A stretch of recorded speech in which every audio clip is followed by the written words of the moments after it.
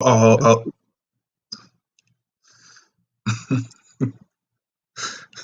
Whoopsie.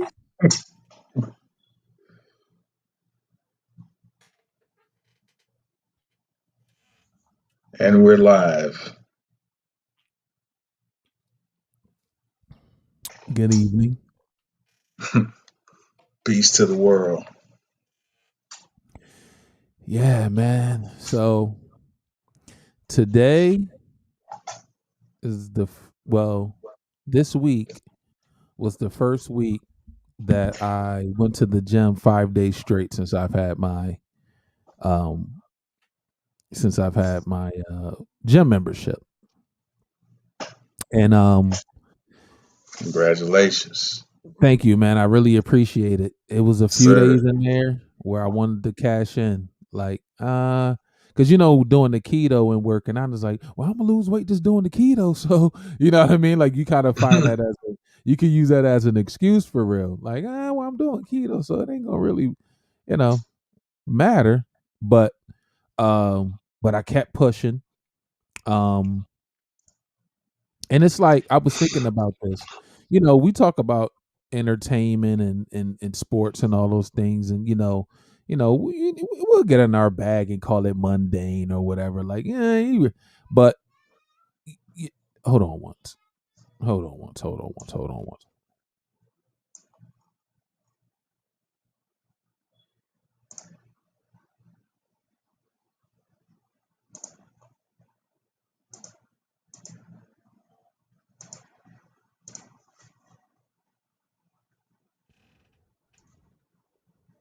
Uh, okay, excuse me. But so it made me think about, and I mean, this was just self pressure, but looking at basketball and all of that stuff, and these guys got, the first thing the commentator said, well, he just signed a $50 million contract, and how to, and I'm not equating my pressure to their pressure, but pressure's pressure, and it's like, yo, when you fight through it and you get the result, it's a great feeling, man. You know what I'm saying? Like it's a great feeling. And this week was just like I conquered myself and pushed through. Like even like when I went to the gym today, I didn't because I ate before, we went out to eat before I went to the gym. So I didn't do any ab work today because I just didn't want to, just be putting all that pressure on my stomach after I just ate. But I went in because I do ab work every day. But I just went in and today was arms day. So I did 30 minutes cardio as soon as I went in just to kind of get my body going because I did peace Brianna. Um Peace, you know, peace, Brianna. because I did, take your advice and do my cardio last. But today I did it first just to get my body going, just to get that food moving around, just to get my body moving around. Then I did my my chest and arm work. But while I was in there, as I was getting through, it was just like it's how you always say about with the astrology, like, going through, like seeing what's coming, and then when you get through the other side, that's how this felt. It was like, yeah, I know I gotta hit the weights today, and I did it, and I got through the other side. I feel good. I'm seeing results already from this keto diet, and I think the thing this time with losing weight is that um my mind is in a great place, and whatever was going on at the top of the year where I wasn't, because this is another thing, and I was telling Brianna about this. It's like when the new year came in, I'm not gonna say I lost creativity because I was still making beats, but that continuity I had with myself of doing music kind of just it fell, but I kept doing stuff. So for me, that was another push through. Like I wasn't in a bad place mentally because I started my prayer and meditation at that time. I started stretching more often. So I wasn't in like a bad place. I was just trying to push through. And now it's starting to seem like whatever was going on in the stars, and maybe we can tap into that once we get into our conversation. Maybe you can see what was like going on back in that time. And now that we have each other, well, not each other's, but you have my chart, you have your chart. Maybe we could see like what was going on in the stars that like that gave me some type of feeling of, you know, almost like a restlessness. Because I wasn't creating as much as I was, but the push through was I was still creating and made some great beats. And like all the way up to these beats I just sent you last night, bro. Like Peace Flex. It's like, the What's up, push Flex? through, the push through is real, man. You know what I'm saying? Hmm. Yeah, yeah, it is. That's the real. That is the Saturnian influence. That is what. That is one of the gifts of Saturn. Is its um, urging us, requiring us to push through, and Oh it's yeah. and it sounds cool and philosophical right now just saying that shit, but that's some it often feels like that's some bullshit, you know, Mhm. to be honest. I mean, when you're going when you're dealing with it. And that's what I'm part of Right. what I'm huh? No, I'm sorry I said right. Yeah, that's part of what man. That's kind of what we're gonna get into tonight. Yeah, but it's that's real though. That's the Mm, work. yeah. Yeah. I don't know if we ever shared what your cousin said. That's your cousin or your uncle? That's my cousin. Yeah, Your cousin. first You cousin. know, Jamal's cousin said dealing with your children is the real work. And we always run like he ran that to me, and it's like we run it back and forth to each other now. Like, that's a real thing, bro. Like raising children. Um, At this age too. yeah, yeah. Cause he got young ones, I got a young one, and I got two olders. He has, two olders also, um but my both of my sons are adults now, but then me and my wife have an 8-year-old. And it's like you know um just working with him and trying to line him up, you know I guess in a way with our ideology, but then at the same time allowing him to have freedom to see who he is. It's a balance there, because we don't want to just dump our stuff on him. Like we kind of want to see who he is, and then then do a correction. But that's the work. It's a lot of work around this, bro. Self, Lot of work. relationship, children. You know what I mean? You don't Lot have of no work. time to be. You don't have no time to be messing around. In my Nope. opinion, no. Nope. Because then if your kids fall by the wayside, um, you don't have no one else to look at. Like you Nope. can't fault society, you can't fault no other race, you can't fault the school system. Like whenever you know these things, you have to try to find a way to enhance your child or your children as best as you can. You know what I mean? Because I know certain situations are situations, and that's why it's a blanket opinion. But if you could do something within that, or if you get that download, tap into that. Because I just know everybody's situation is different. So, I grew up as a latchkey kid. I just had the wherewithal not to do nothing crazy. And that was just something that was a blessing for me. You know what I mean? And and I knew mom's she was an experienced whooper. So that played another part. But but but just but knowing them within myself of like, yo, like It's like get out of school, come to the house, make a peanut butter and jelly sandwich, call mom on the phone, check in from school, let her know we all right. She'll call back a little later, and then she'll be home to do her one too. So I know like it's difficult sometimes, but you know, it's like what I try to do with my sons, bro. Like, when they came to live with me when they were younger, I focused in, and I can't say it went where I wanted to. I mean, like my sons are good, but you know, sometimes I feel like I wish maybe I could have did more, but then I got to look at where I was at too at that time.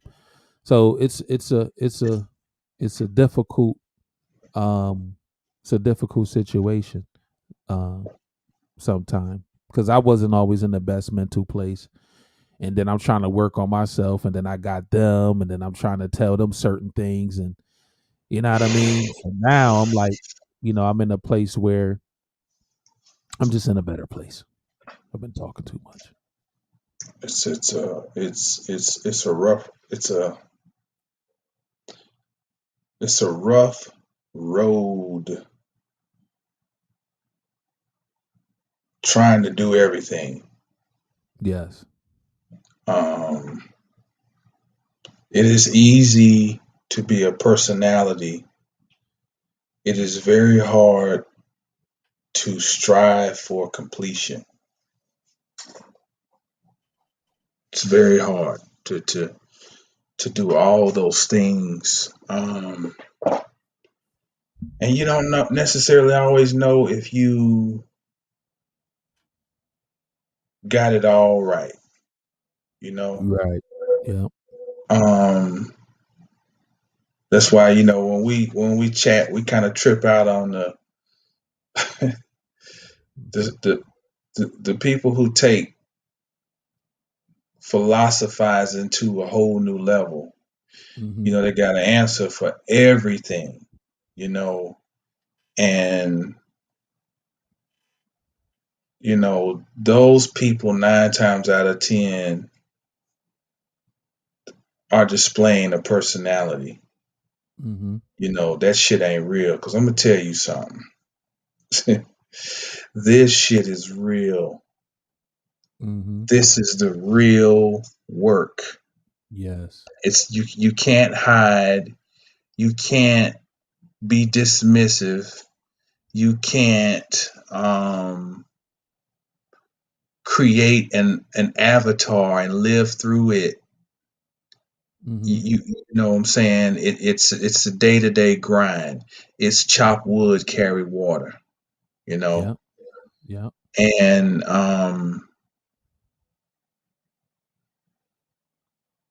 uh it's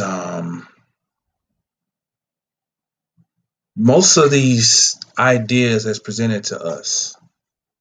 The internet is an amazing tool, and it's also an amazing weapon. And it'll have you thinking that you just ain't got none of your shit together. Yeah. Yep. Because these personalities can come on here, and you see y'all seeing us through these little upright rectangles. Right. Well, that's the only world you seeing right now. Yep. Our images in these little rectangles. There is a vast array of things going on outside of these rectangles, Yes. but you don't know. You don't know for sure. And whatever I want to get on here or DAP or anyone else wants to present through these little rectangles, through these eye boxes, these lenses, whatever, is if our integrity is at that level, it's whatever we want to make it up to be, you know. Mm-hmm. Or some people are giving you a real glimpse into like real life. What you Yep. see in the box is pretty real. Yep. Um, But this thing becomes a weapon, and I know this is we way off base of even the conversation of tonight. But let's we're just rolling with it. It it's intoxicating. You know what I'm saying? The idea that I can live through my facade, my face, and I can give you this idea of, I have achieved this level of whatever, and I'm talking to you from the standpoint of you're not here. And the only reason I'm talking to you is out of pity for you, because I'm here to help your it's the same. Listen, it's the same game like the church. See what the church does, if you join a fraternity, if you join any so-called brotherhood or sisterhood, there's the same um, system is run. Okay, you have to take the initiate and you have to tear them down to the point where they're nothing. Okay, Yes, and then rebuilding. you infuse your doctrine into them and build them up to become what you would have them to be. That's called initiation. Okay, Mm-hmm. so the church does it. The church come in and beat you down, make you feel like you're a wayward sinner. You have an emotional outburst. You go up there, I want to give my life to the Lord, and then they Mm-hmm. give you the right hand of fellowship. Peace, Nias, and and and then they start reeling you in. They tell you need to start coming to these classes and coming to these little whatevers, and they're gonna talk to you, and they say things like, "Oh, he's just a babe in Christ." When I was a babe in Christ, yeah, I remember, and I remember I used to think to myself, well, when the fuck did you grow up in Christ? When did you become? You know what I'm saying? I never liked that. Right. You know, and pardon me, I know I'm all off base here, but um, I'm piggybacking on what you said, because if you look, and this is taking your word, these tropes permeate all manners of society. It's a pyramid scheme. Mm-hmm. And if you can create the illusion that you're at this step of the pyramid, the whole game is to find what level is beneath you and work them. Yep. Extract as much energy out of them as you can, work them, pool their resources, Mm-hmm. um, to manipulate their minds so that they feel beholding to you. Yep. And then the goal is it's I watch a cat on YouTube. I like this guy. He talks about building up your channel, and he talks about tech stuff, and how to. Um, he does all types. He seems to be a smart guy, but he always uses this term "small YouTubers." Mm-hmm. Small, like he this is a small YouTube. I'm like, what kind of fucking psychobabble shit is this? Why is the necessity of putting small in there? You know what's funny about that? Not to cut your wisdom, I just want to add this in.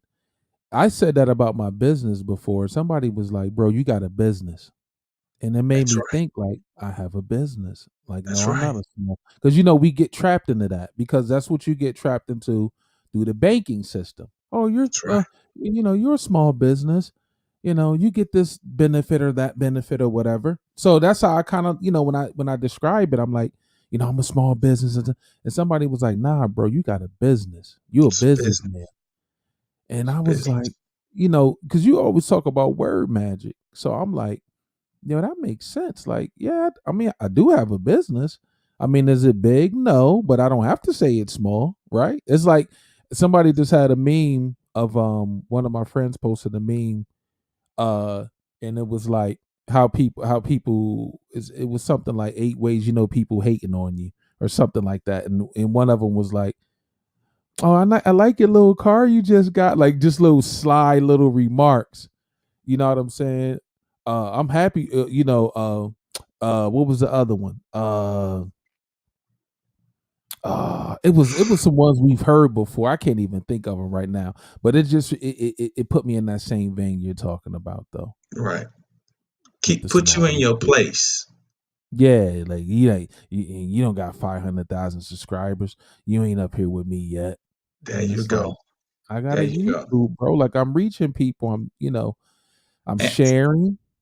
and the cat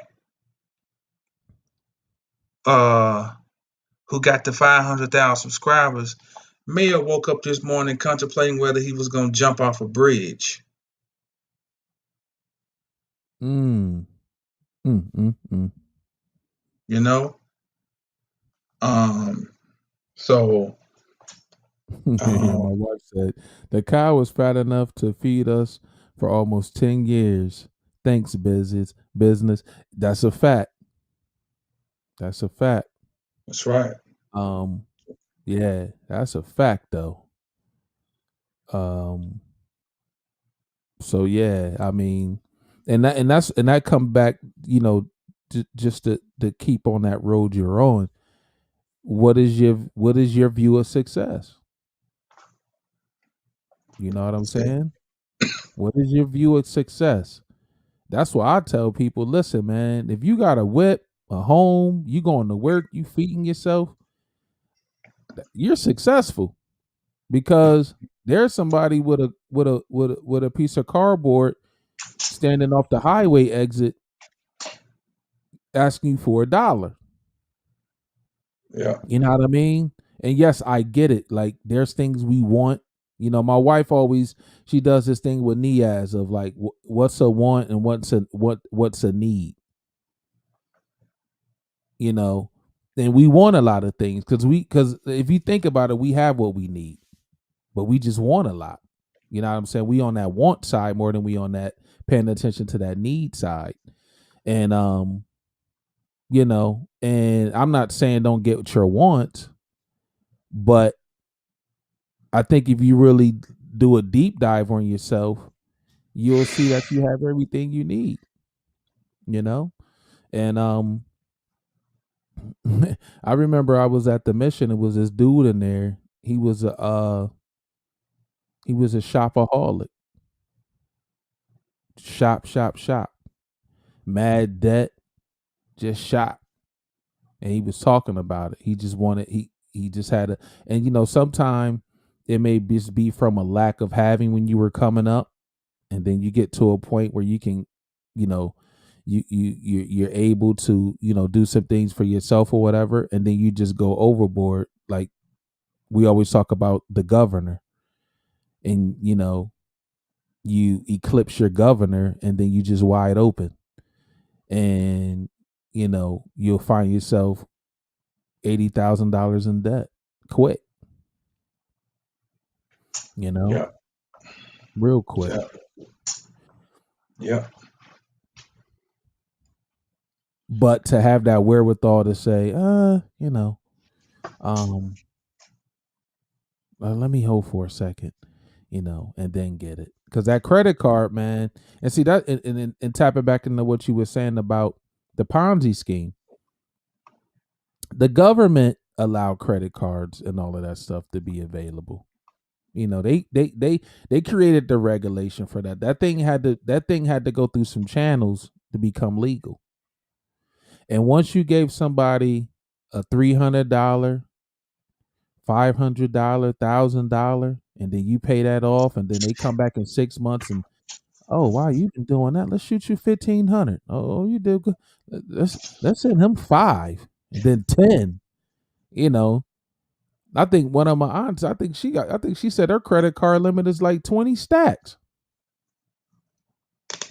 You know what I'm saying? You give somebody 20 stacks on credit, oh, it's a laparoscopy for that. It's a laparoscopy for the wrong person. Right.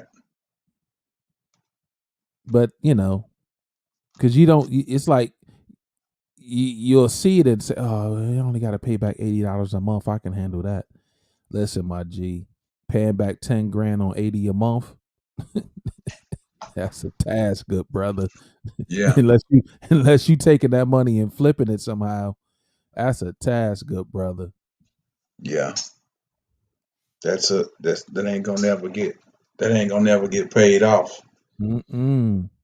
Mm-mm. Um, before we go any further, I want to acknowledge uh 3 people. Okay. Uh, he goes by the handle Young E. We sending a shout out to Young E. Shout out to MJ Givens. Shout out to Jay Smith. They Peace, contributed peace. to our Cash App. Yes. And I don't know if y'all gonna be able to see this, but I'm gonna share it anyway. I want y'all to see because we, We like to dealing in keep our integrity. transparency and integrity going here. So I'm gonna share. This is the receipt from. We took that money that y'all sent. Basically, y'all sent $80. Okay. And we paid $85 an hour for studio time. And you see, this is our engineer. We call him that call him MFK. Yes. His name is Matt um, Kennedy, so we had to run with that. Matt Kennedy, but yeah, he's an ill engineer. So Yes. he's the most expensive engineer we work with, but he's worth it. Yes. You know, on time. Yes. Uh, if your track needs a little more tweaking, you know, he don't mind. Hey, dude, just let me know. I'll work on it. I'll send you another wave. And other Yep. people we've gone to, they so busy trying to shuffle you out the door, and you know. But either way, that's where, to y'all who donated, we greatly appreciate you. And so y'all gonna be mentioned on our next. We're gonna do we're gonna do these 2 songs we're gonna put out. Yeah, 2 singles. One is El Flamenco, and the other is Figure This. Mm. I think y'all enjoy both of them. Mm. But we want to take a moment and acknowledge those people and tell you thank you. And you see the Cash App is running at the bottom. You can also, if you want to, y'all can send us something through PayPal, and you can always check out all of our music at thinkmusic.bandcamp.com. That's a Think Music with a Z. So, I just want to throw that in there before we go any further. Did you want to have anything else before we go get into the meal? I'm ready to eat. Okay, so the title says, finally, the word exposed. Mm. Here you go. So huh? I said, here you go. Here we go. So y'all who follow the podcast and listen to our music, I call myself artistically the word. And so last week I was what's the word? I was inspired by the good brother Dap here, his courage and openness, cause um this old lady told me this one time that I used to train. She said, Jamal, you play cards. How'd she say? You play with your cards held to your chest.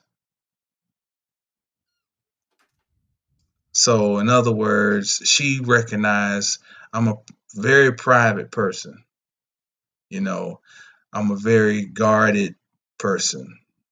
Um, I don't easily trust people, and I like my space. So I kept asking Dad last week, like, you want me to show this chart? I said, you want me just to, and what I was saying was, do you want me just to talk about it, or you want me to put this motherfucker up on the screen for the world to see your chart? Go put it up. Put it up. I'm thinking to myself, ain't no way I would have put that shit up. I told my wife after I said, ain't no way I would have put my shit up on the screen. I was like, you know what? I feel like I was kind of inspired by that. Like, you know, you also hear too that you're not supposed to do that because when I've people heard know that your too. chart, they can try to, whatever, take shots or whatever, or trigger you. But I thought about when I was doing the etymology vitamins, which I'm going to be getting back to those. I think one of the first words I did was vulnerability. You know, Mm-hmm. yeah, flex. Mine is in the 12th house, so we yeah, both in the outer objective houses dealing with interactions with the world. So yeah, that Scorpio. Yeah, I got Uranus as well. We're going to see here in a minute. Um, but I have to say, thank you to DAP, for taking, the lead on that. And I was like, you know what? Maybe next week I'll put my chart up, and I'm going to just kind of go through a little bit of my chart and talk about myself, and expose myself, you know. Yeah. Um, and also, what's interesting is that I'm a sun in Aquarius, okay? And I'll go ahead and pull my chart up while I'm talking.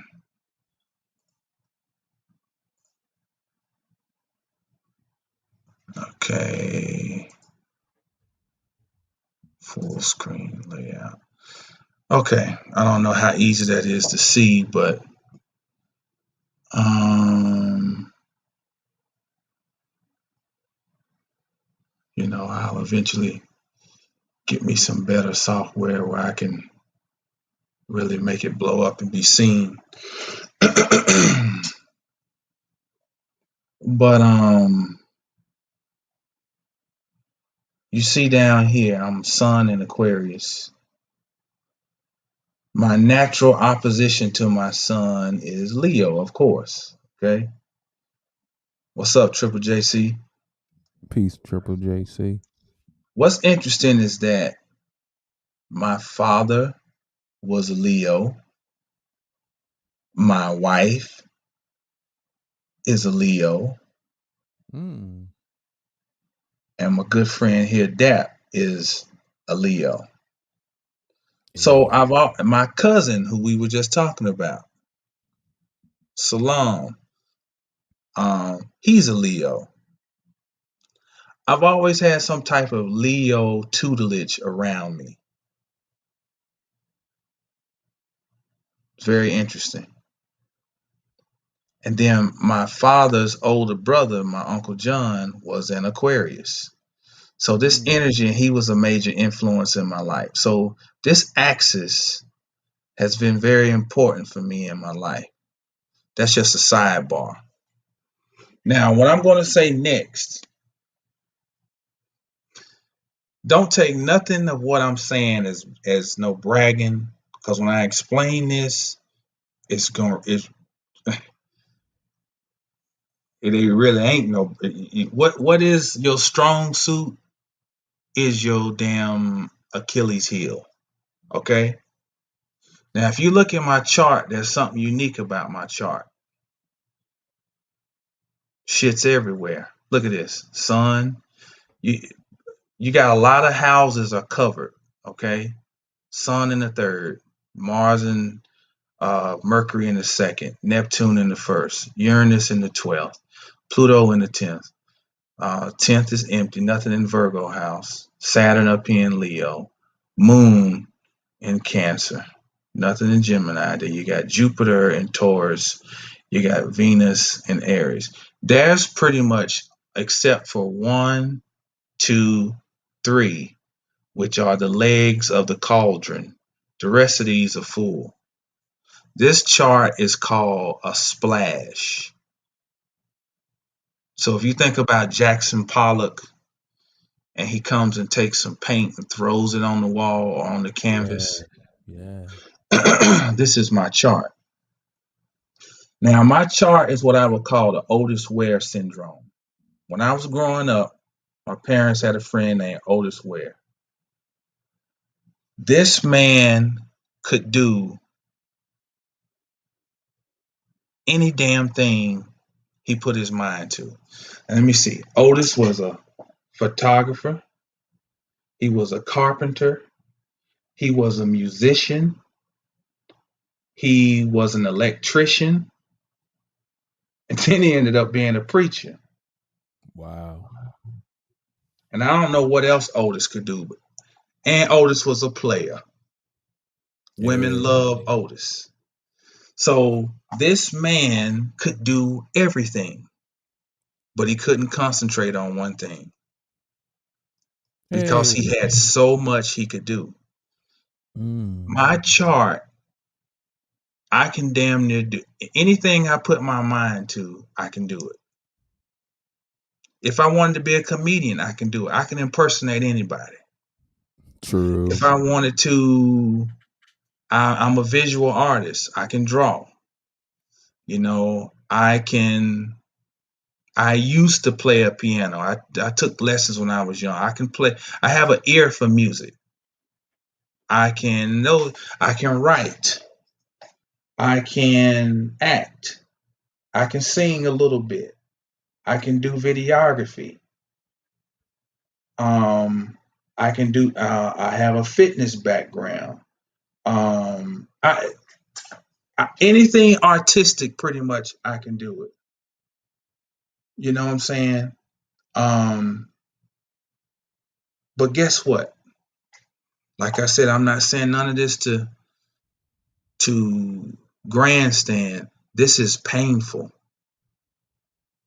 My chart is the chart of a fucking madman. Wow, that's what Flex just said about Otis. He says Otis Sagittarius energy was probably major scattered energy. I can't remember. I think Otis might have been. I don't know if Otis was a Sagittarius, but if not, he probably got. He's right. He probably got prominent Sagittarius energy in his chart. May have a damn stellium, because that's the epitome of that Sagittarius. Sagittarius is the visionary.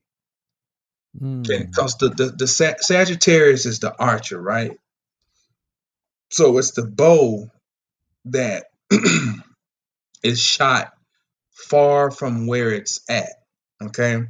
So Sagittarius can always see over the horizon. And that can make Sagittarius not follow through. Okay. Now, thankfully, I have the ability to follow through. Because you see, I have Mars and Mercury in Capricorn. And Mars and Capricorn don't really seem to be of the same ilk, but they have a working relationship.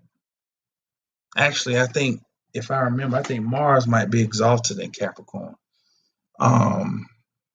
But it Capricorn gives structure to this raw primal energy, and you can get things done. But still, if you have so many things you want to get done, you know what I'm saying? it can be a troublesome existence. I've told my wife many times, I wish I could be that guy who just could do one thing and he knew what his one thing like this. We got a mechanic we know named Carl, and Carl been working on cars since the 70s, you know, and that's all Carl do. Work on cars, got a little limo business on the side. He don't know shit else. But Carl is a millionaire, Right. you know. And truly, I don't fucking want that. That's just I don't want to be like that.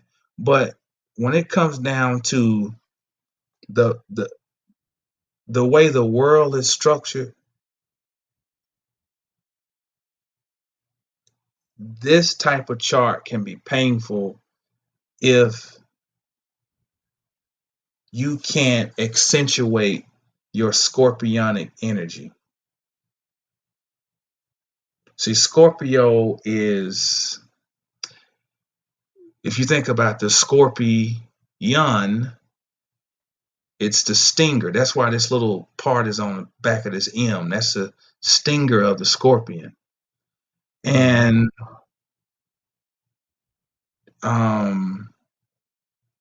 it's about getting down to the brass tacks, cutting through the minutia, and getting to the core.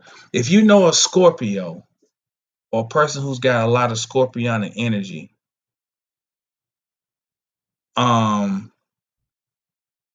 they are pretty straight up people as far as they're gonna tell you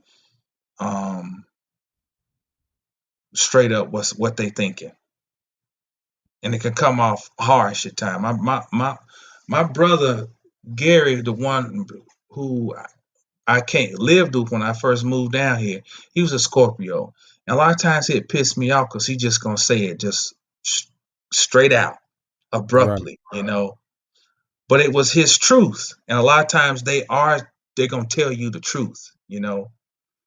And so you need that. Every energy in this chart is needed. Every energy in the wheel is needed. It's the body of Christ.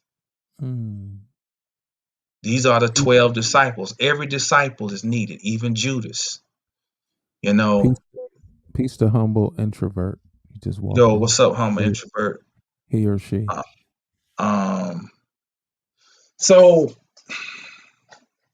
let's look at the three main things, you know, in the chart. I've talked about the basic structure of it.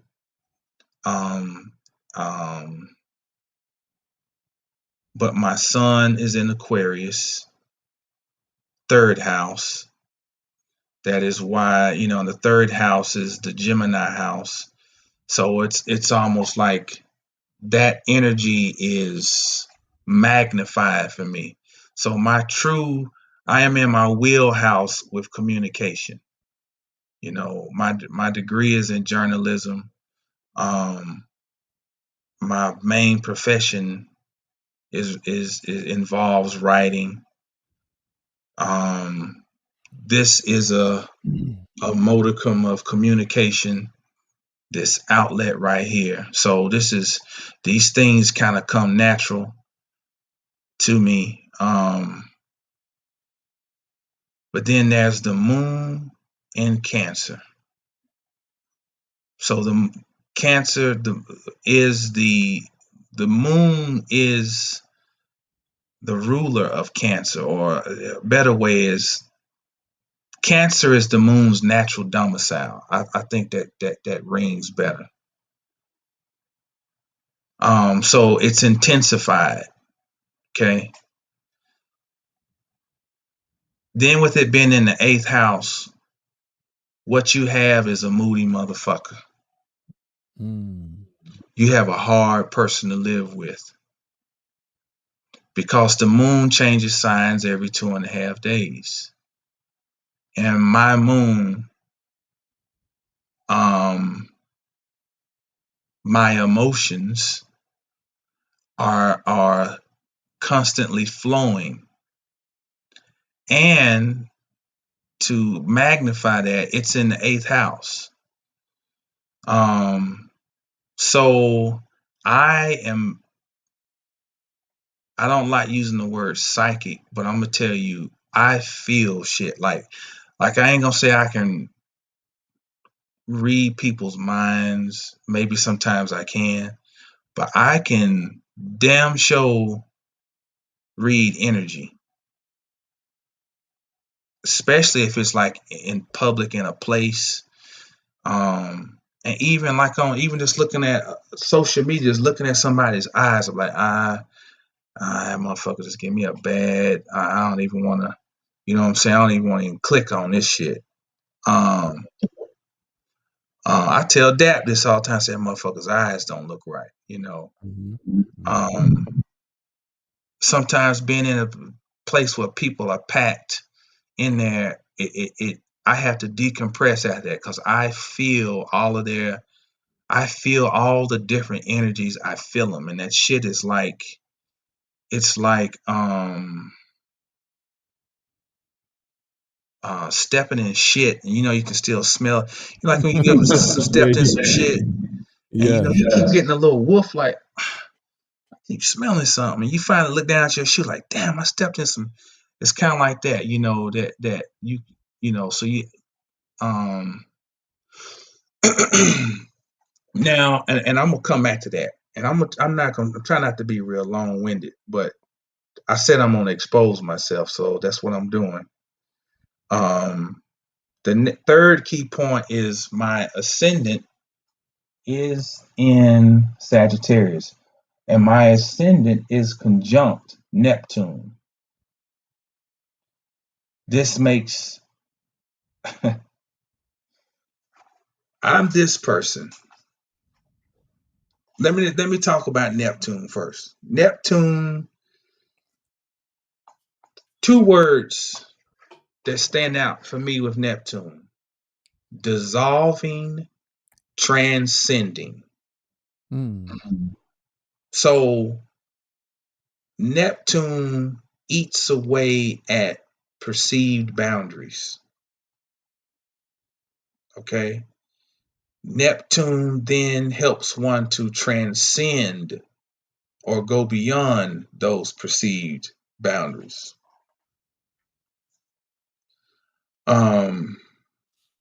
So if you put that in the sign of Sagittarius, which this is a generational placement, if you're born between 72 and 85, there's a good chance you have it in Neptune and Sagittarius, unless you were born during the time of a retrograde.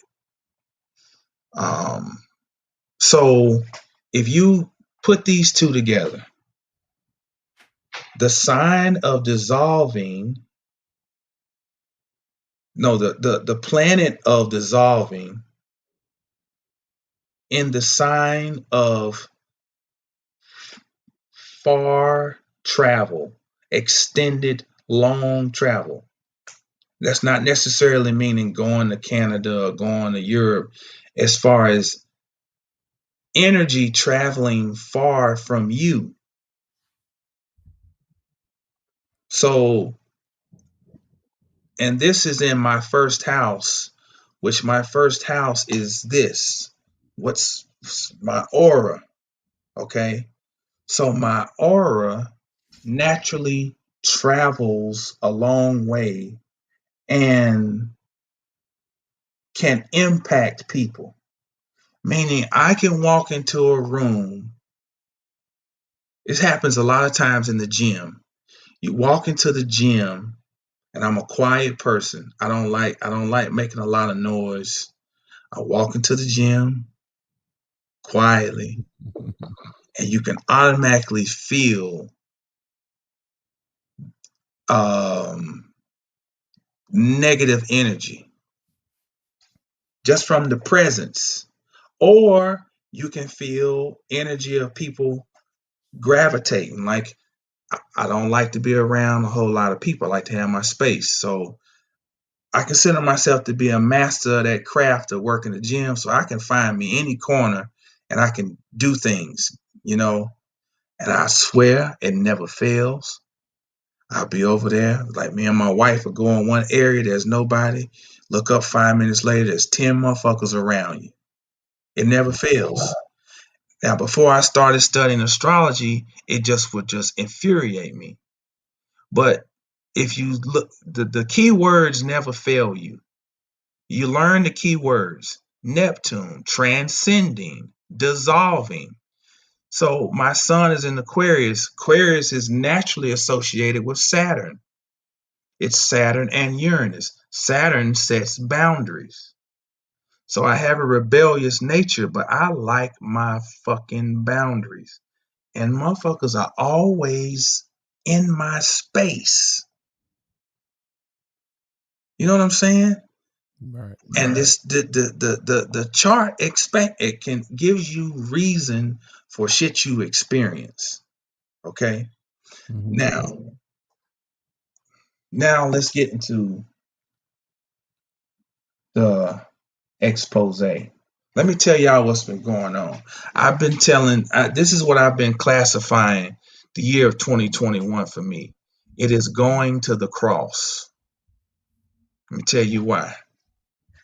Now, this is the crux of my chart right here.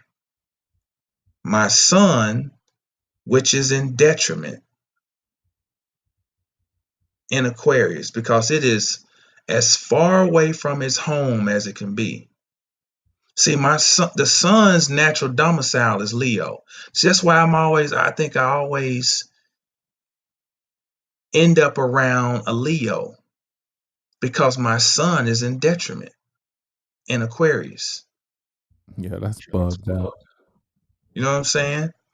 Now, if you notice, my sun is at 13 degrees, opposing Saturn at 13 degrees of Leo. Okay?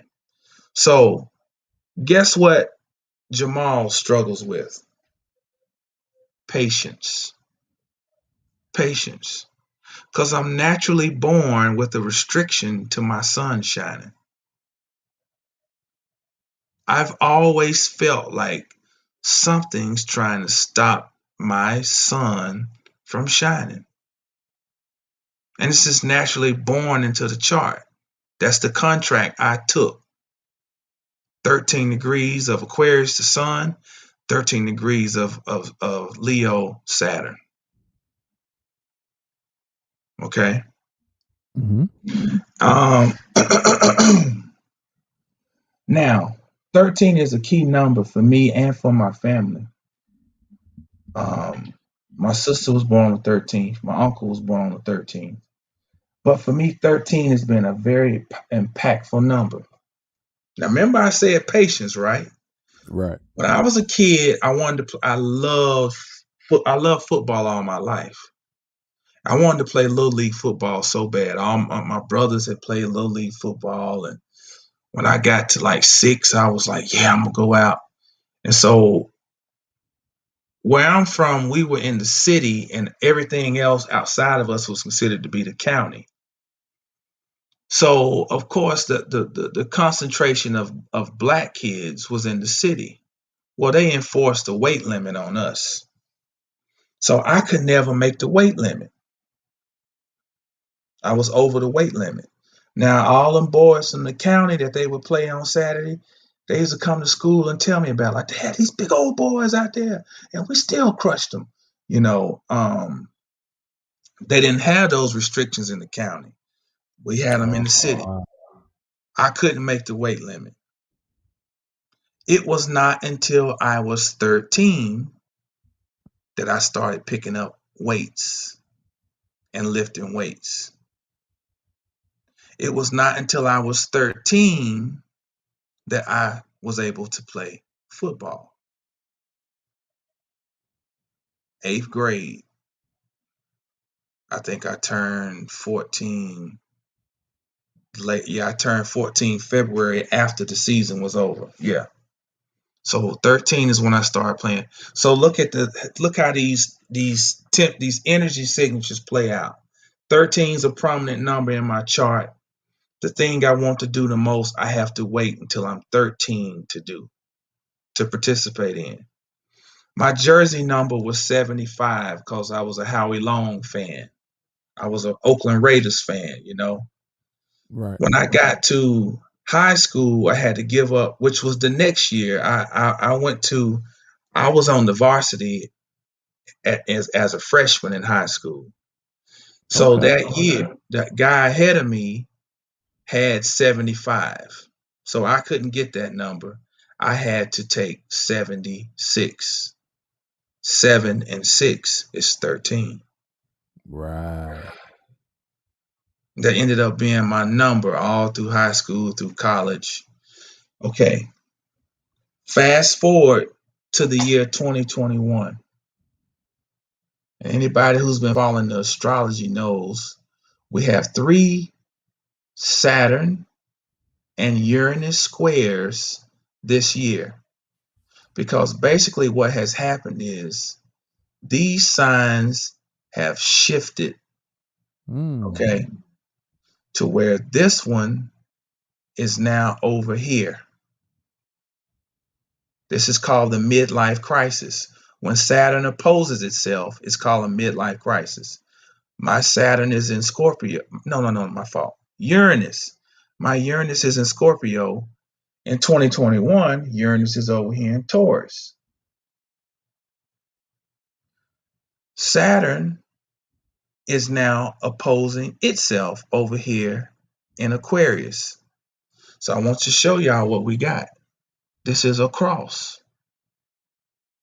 Jamal is on the cross in 2021.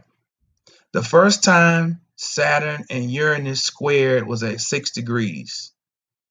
Saturn 6 degrees of Aquarius, Uranus 6 degrees of Taurus. They came back and squared each other again on the 14th and made an exact square at 13 degrees of their respective signs. Saturn was at 13 degrees of Aquarius. Uranus was at 13 degrees of Taurus. So follow the signature here. This is a cross because this started out here, it moved down here. So it's opposing itself. This key point over here now came over here, opposing itself. So that's the cross. And they all were considered to be virtually exact because Uranus is at 11, is 13, so hell, that's within 2 degrees of each other. So this is a motherfucker on the cross right here. So I want y'all to understand, for y'all who might not really know studying the astrology, I want you to understand what this shit really means.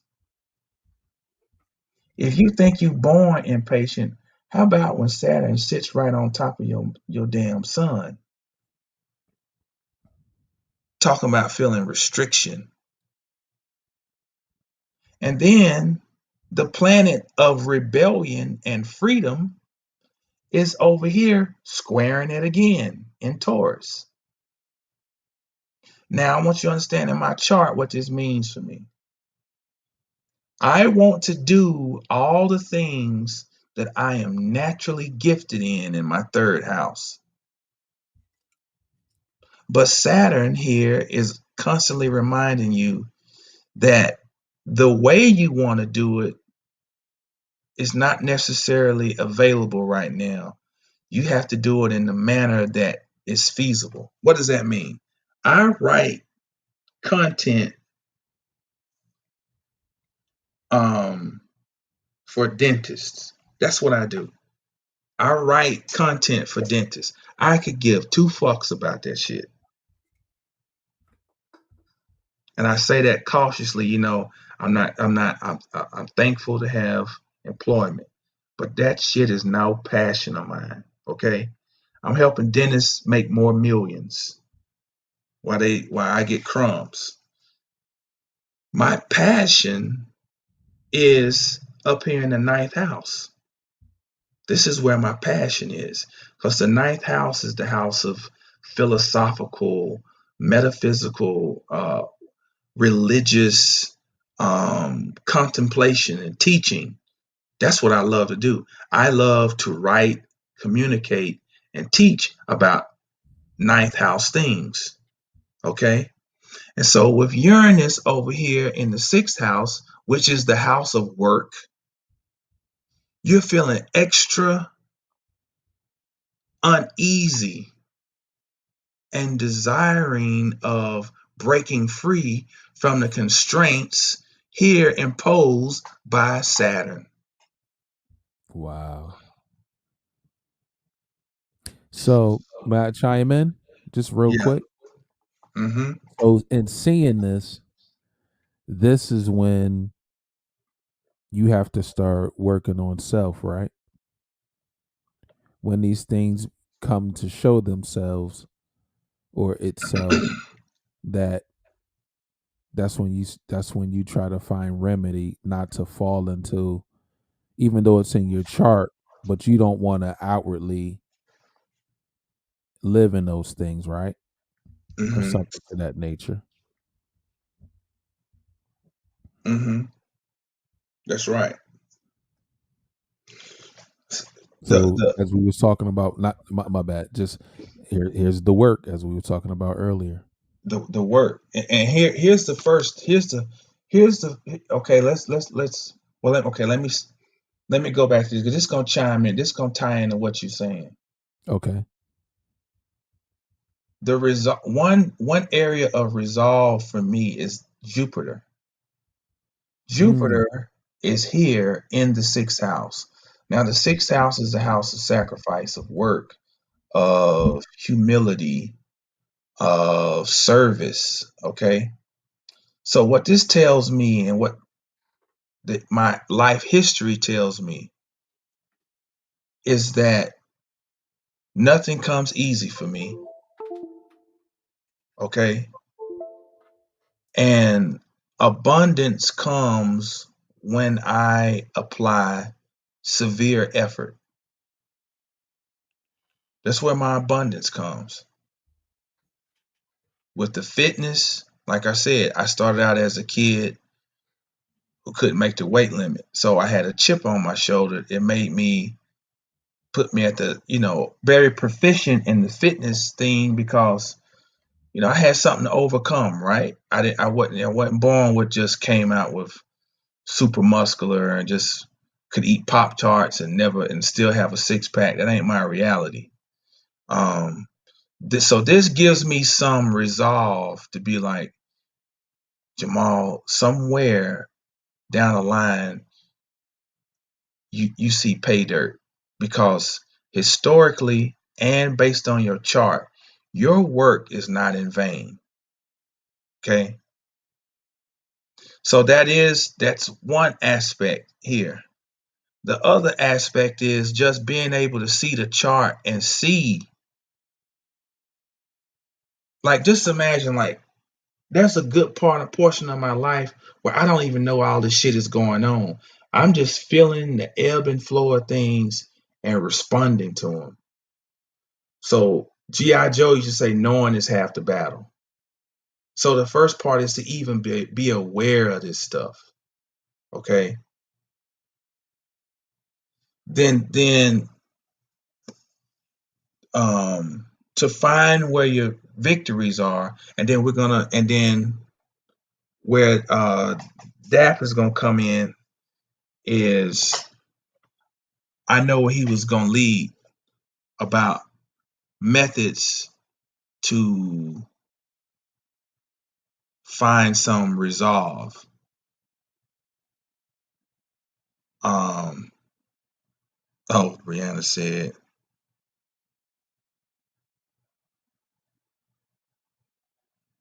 she said, oh, so now the next time you apply rigorously, you'll handle the wealth differently than Jamal with the fitness center, just going on previous stories about shoes and clothes. No doubt. No doubt. Very hard lessons, but well learned. Um, a few more things I want to show here. Um, okay, great segue, Brianna, about money because we had an opposition between Pluto in Capricorn and Mars when it was in Cancer. Okay, so guess what this brought up? Guess what this brought out for me? The eighth house can magnify insecurities. It can ask you. It can um, trigger feelings of distrust. This is a scorpionic house, okay? Because Scorpio, I said earlier, is the stinger that stings, it cuts to the core, but the core may not always be all butterfly and rainbow gumdrops and you know what I'm saying? There's shit going on at the core. Right. Literally, shit is at the core. Mm. So you have Mars that was in Cancer, which is the home of my moon. So that means this. Just think about this. If Mars is in Cancer and I have Moon in Cancer, that means Mars is intensifying every activity of the moon.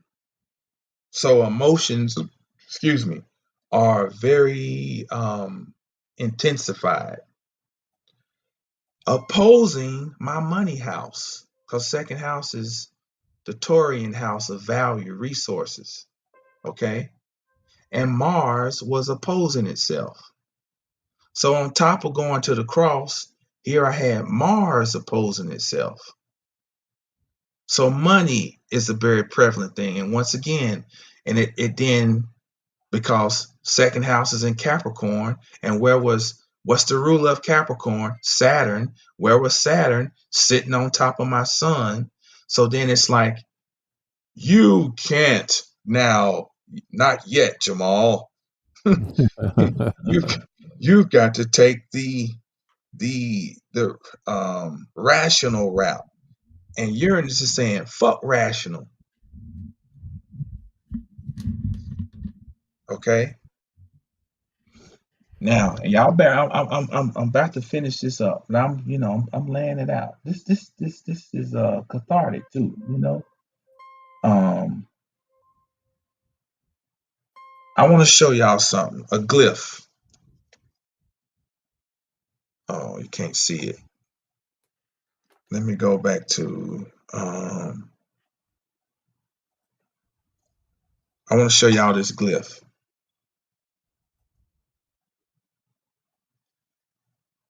These two. The one with the cross on the top is Mars. That's a more. It's a more traditional representation of Mars. That is the animal nature suppressing the spiritual nature. Its opposite is Venus, which is the spiritual above the animal nature. Okay? All That's right. why these two are considered to be natural opposites, Venus and Mars. Okay? Now let me tell you the significance of this. And I'm about to come to you in just a minute, Dap. I'm Uh-oh. about to just bear with me here. Mm-hmm. Okay. Now look, where I have Venus in my chart is in the home domicile of Mars, which is Aries. That's a battle. That's a battle. And it's at 0 degrees. So that means this is something new. This is new territory for me in this as a soul. I want to repeat that. This is new territory for me as a soul. Now check this out. We just was talking about how your children is the work. Fifth house, one of the motifs associated with the fifth house is children. Oh, wow. I have it in Aries. Venus in Aries, conflict, potential for lack of patience.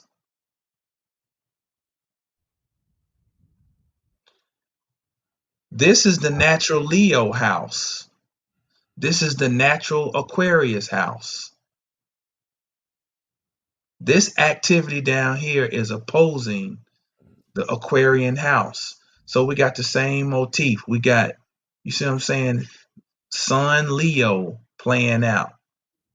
But also Aries is naturally associated with the first house, your identity. Leo is relating. I'm sorry, not Leo. Libra is relating to other, to someone else. So just think about this. Libra is ruled by Venus, which is at 0 degrees of Aries. This is a motherfucking walk 10 paces, turn around and shoot. This is showdown at the OK Corral. This is what a lot of my incarnation comes down to. Because when I'm angry, yeah, that was perfect. My natural inclination,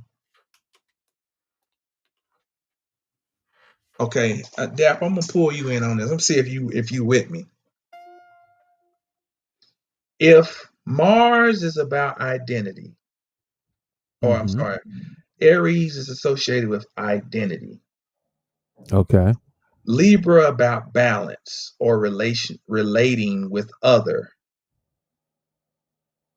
And Venus is down here, which rules Libra, is down here in Aries. When I feel pressured or angry, what do you think I'm going to go towards? Hmm. That was a lot for a novice. Uh. Or anybody in the chat, what's my natural inclination? Hmm. Let me say this, give you a clue. This is my south node down here. South node is what naturally you do. That means Act from out ever, in some way. yeah, act out, but how? This is my north node is up here. You always look to the sign. The sign is telling you what's the energy imprint on the house. Okay, Hmm. flex. The question is this: when I feel pressured, based on my south node being in Aries and my north node being in Libra, where am I going to run towards when I feel like, what's my comfort zone?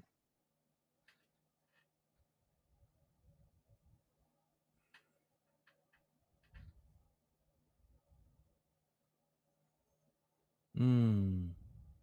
I'm gonna give everybody a opportunity to.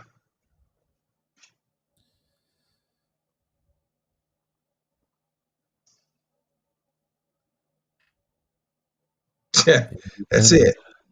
Independence. Remove yourself. That's me. Fuck everybody. Me. Hmm. That's my natural. Okay. The cardinal houses are considered to be houses of action. So your cardinal houses are Aries, Capricorn, Libra, and Cancer. Aries being the first cardinal house is the epitome of the word action.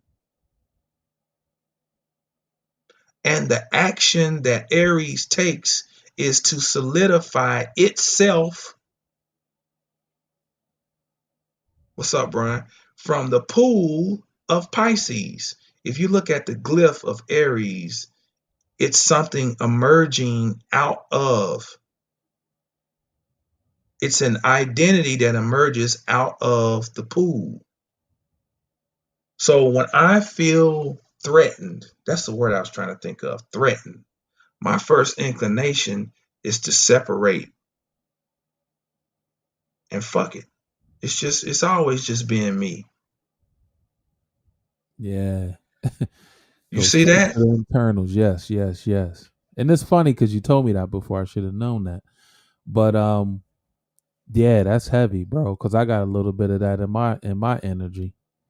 Um, of when something's not, my pops used to say you're running, but um, but now that we're looking at these charts, we're seeing that these are things that are natural to us, and so it's what you're inclined to do. Mm-hmm. Mm-hmm. Peace, Fay Life. You jumped in a little bit ago. We didn't get the chance to say peace. Thanks for Oh, tuning in. what's up, What's Faye? up, BD? What's good, family? Yeah, so in summary, if I were reading for me, I would say your chart is telling you this is your work. Learn how to relate. And I have Pluto in Libra, which is giving me the push to regenerate and um, reinvent my perception of relationship and to find the beauty in balance, to find the beauty in um, art, Yep, doing the work. doing the work. And then that gives more sense of security here. It helps to improve the bottom line, the money house, Mm-hmm. and allows the natural. And this is what I was getting at. Your natural gifts. This third house is big time natural gift for me. First house is natural gift. If I wanted to be a car salesman, I could sell my ass off, you know. Pause. But yeah, Just playing. pause. Oh Um, man. but your gifts are your weaknesses. Mm. It's because just like what, um, um, Go in on that a little bit. okay, I gave my wife this analogy. I said it's like in bodybuilding. Um, if you naturally have big arms, your inclination is to go in and train your arms every day because you've already seen that they respond well.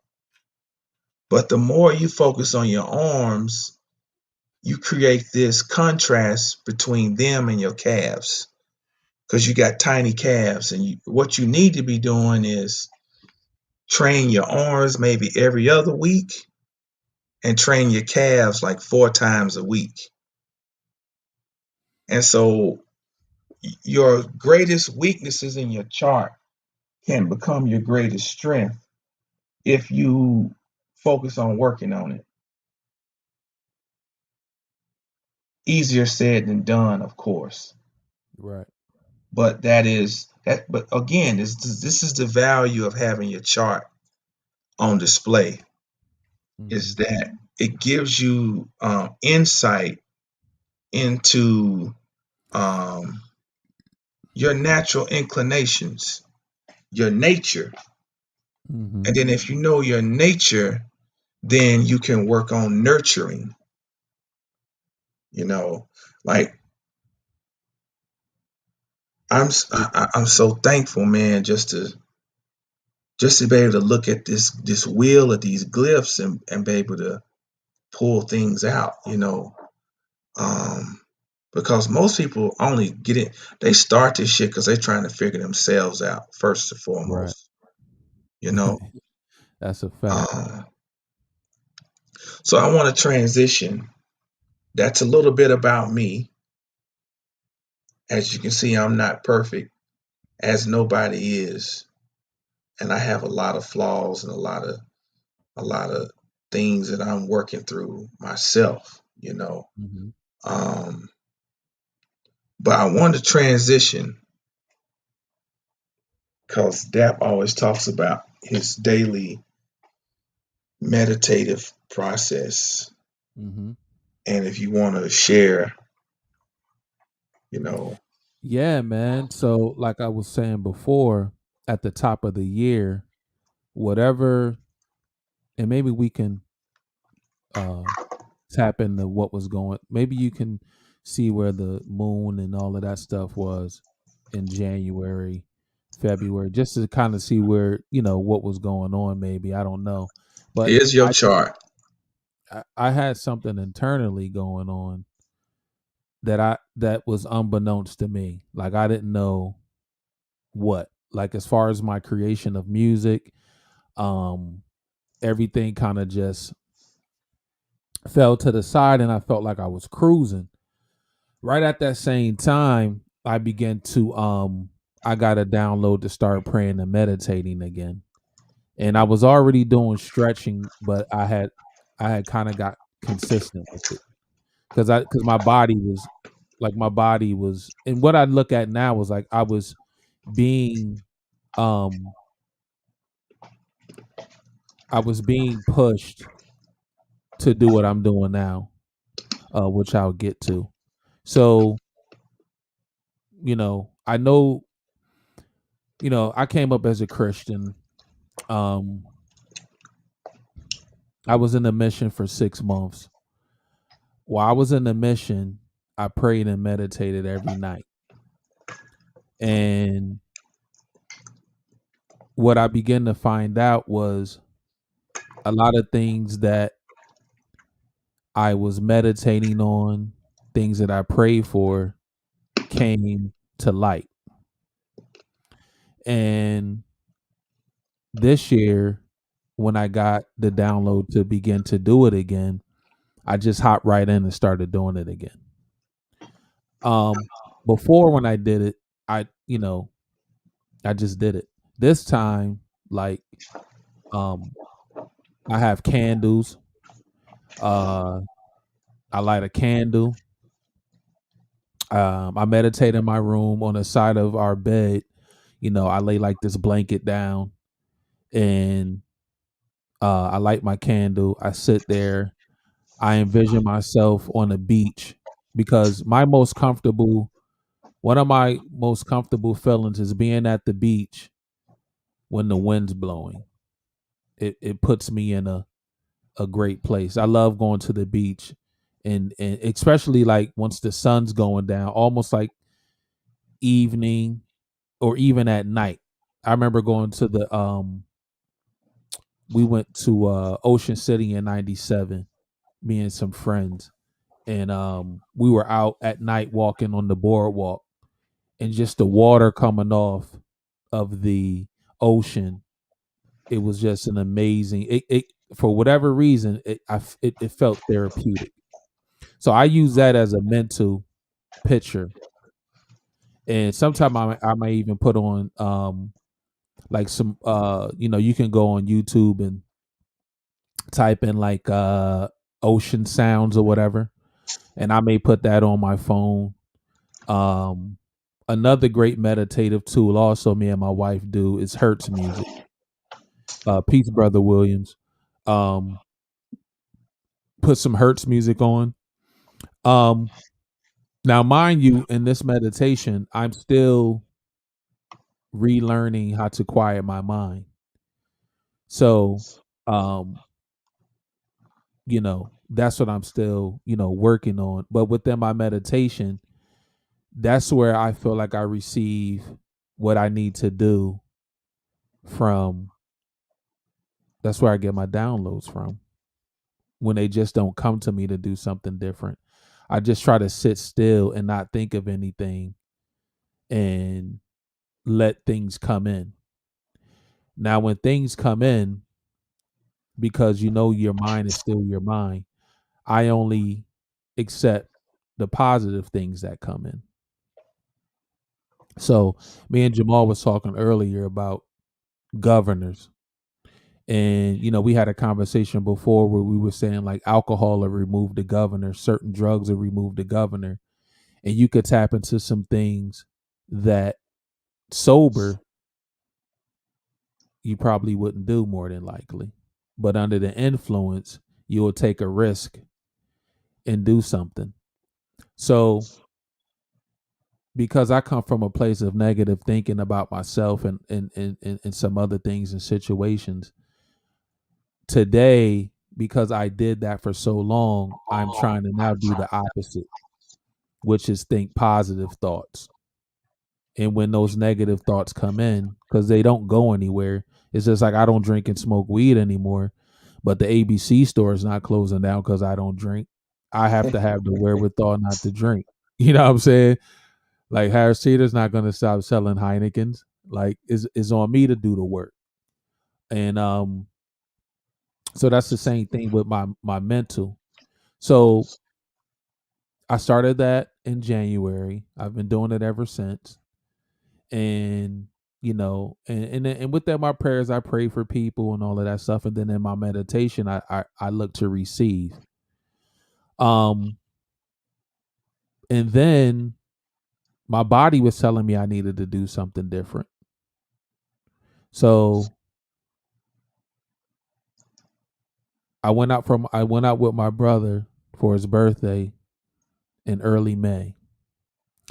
We take a picture, and my brother posts a picture on Facebook, and one of our family members sees me in the picture and says, "You don't look like you missing any meals down there." Right? You say you don't look like you missing any meals down there.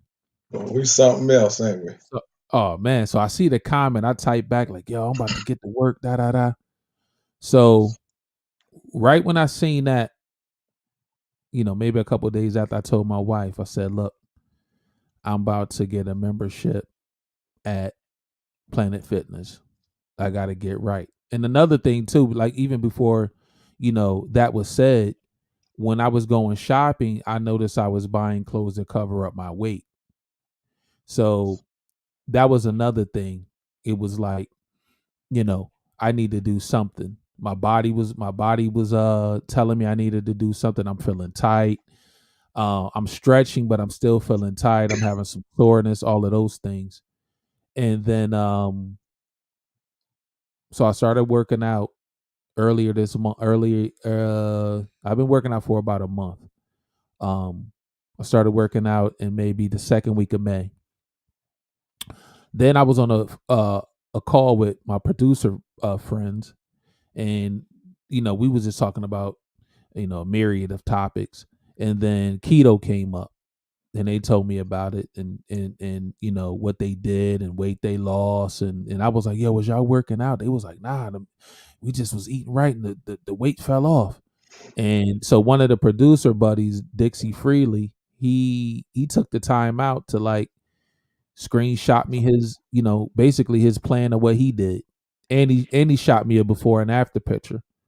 And I was like, okay, cool. So I seen that. And I started doing what he was doing. And I talked to the good brother right here and told him what I wanted to do. And his wife blessed me with a plan. And I started following it. And lo and behold, I see a difference. I see a difference in my body. And it's been a short amount of time. It's been a few weeks, but I see a difference in my body. Friday made the first time since I've had my membership that I went to the gym 5 days straight. I went Monday through Friday this week.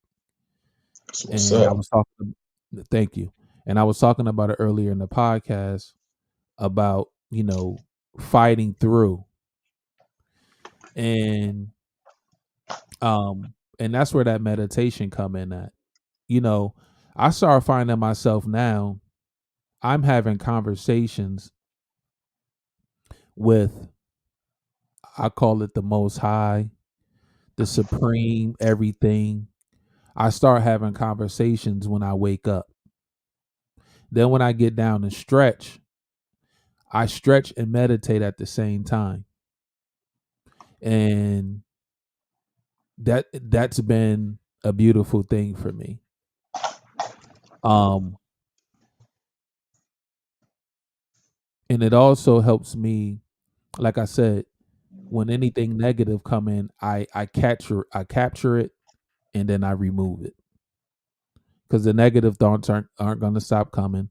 It's something I haven't conquered yet because I did it for so long that it's going to take me a while to now. Some things when I go back in the recesses of my memory, I'm like, yo, like I remember I used to, think on that, and now it's like what I feel is, and I don't know about anyone else, but for me, I'm going through a journey, and I know we all are, but I just want to be specific to me because, things that happen for me may not happen for anybody else, and I don't want to make it look like, I don't want to be talking in general like this thing has to happen to any one person or anything like that. I'm just talking about my life.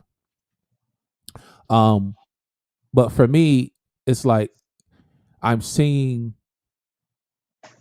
layers, like I'm moving up the ladder, moving up rungs or whatever. And sometimes they say like every 7 years you go into a new cycle. And I'll be 46 in August, and I'm 3 years away from a new cycle. So now I'm trying to look at, because I'm a really big analyzer, especially of self. Like I analyze other things too, but more on self. So when I look at my life up until this point, I see where I set in things. And even when I was sitting in them things, I still remember having thoughts of why, you know, why did I think that? Why did I do that? But not really having any quote unquote answers, not really having, so my answers was I always, will go to bookstores and try to get books on philosophy, just trying to figure stuff out. And but what I found out helps the most is prayer and meditation, man. And I've received great benefit from it. Um, and I don't know what anybody else get from it, but for me, it's just a clearing of the surface. And then another thing too is like as I'm getting into information and more information, once I get the foundation of the information, at this point in my life, I can remove myself. Like once I like I always say, like once I got the understanding of money, it was like I don't even need to watch anything on money anymore because now I'm just dealing with the byproduct of it. I know what the basis of it was, supposed to be used for. But then when we start, it's like a tree. You know the foundation of the tree, but then it splinters off as all these branches and everything. But once you understand the foundation, you cool. So another thing was I began to stop paying attention to things that wasn't um that had no value for me. And I stopped buying into things. The first thing I stopped buying into was sports. Hmm.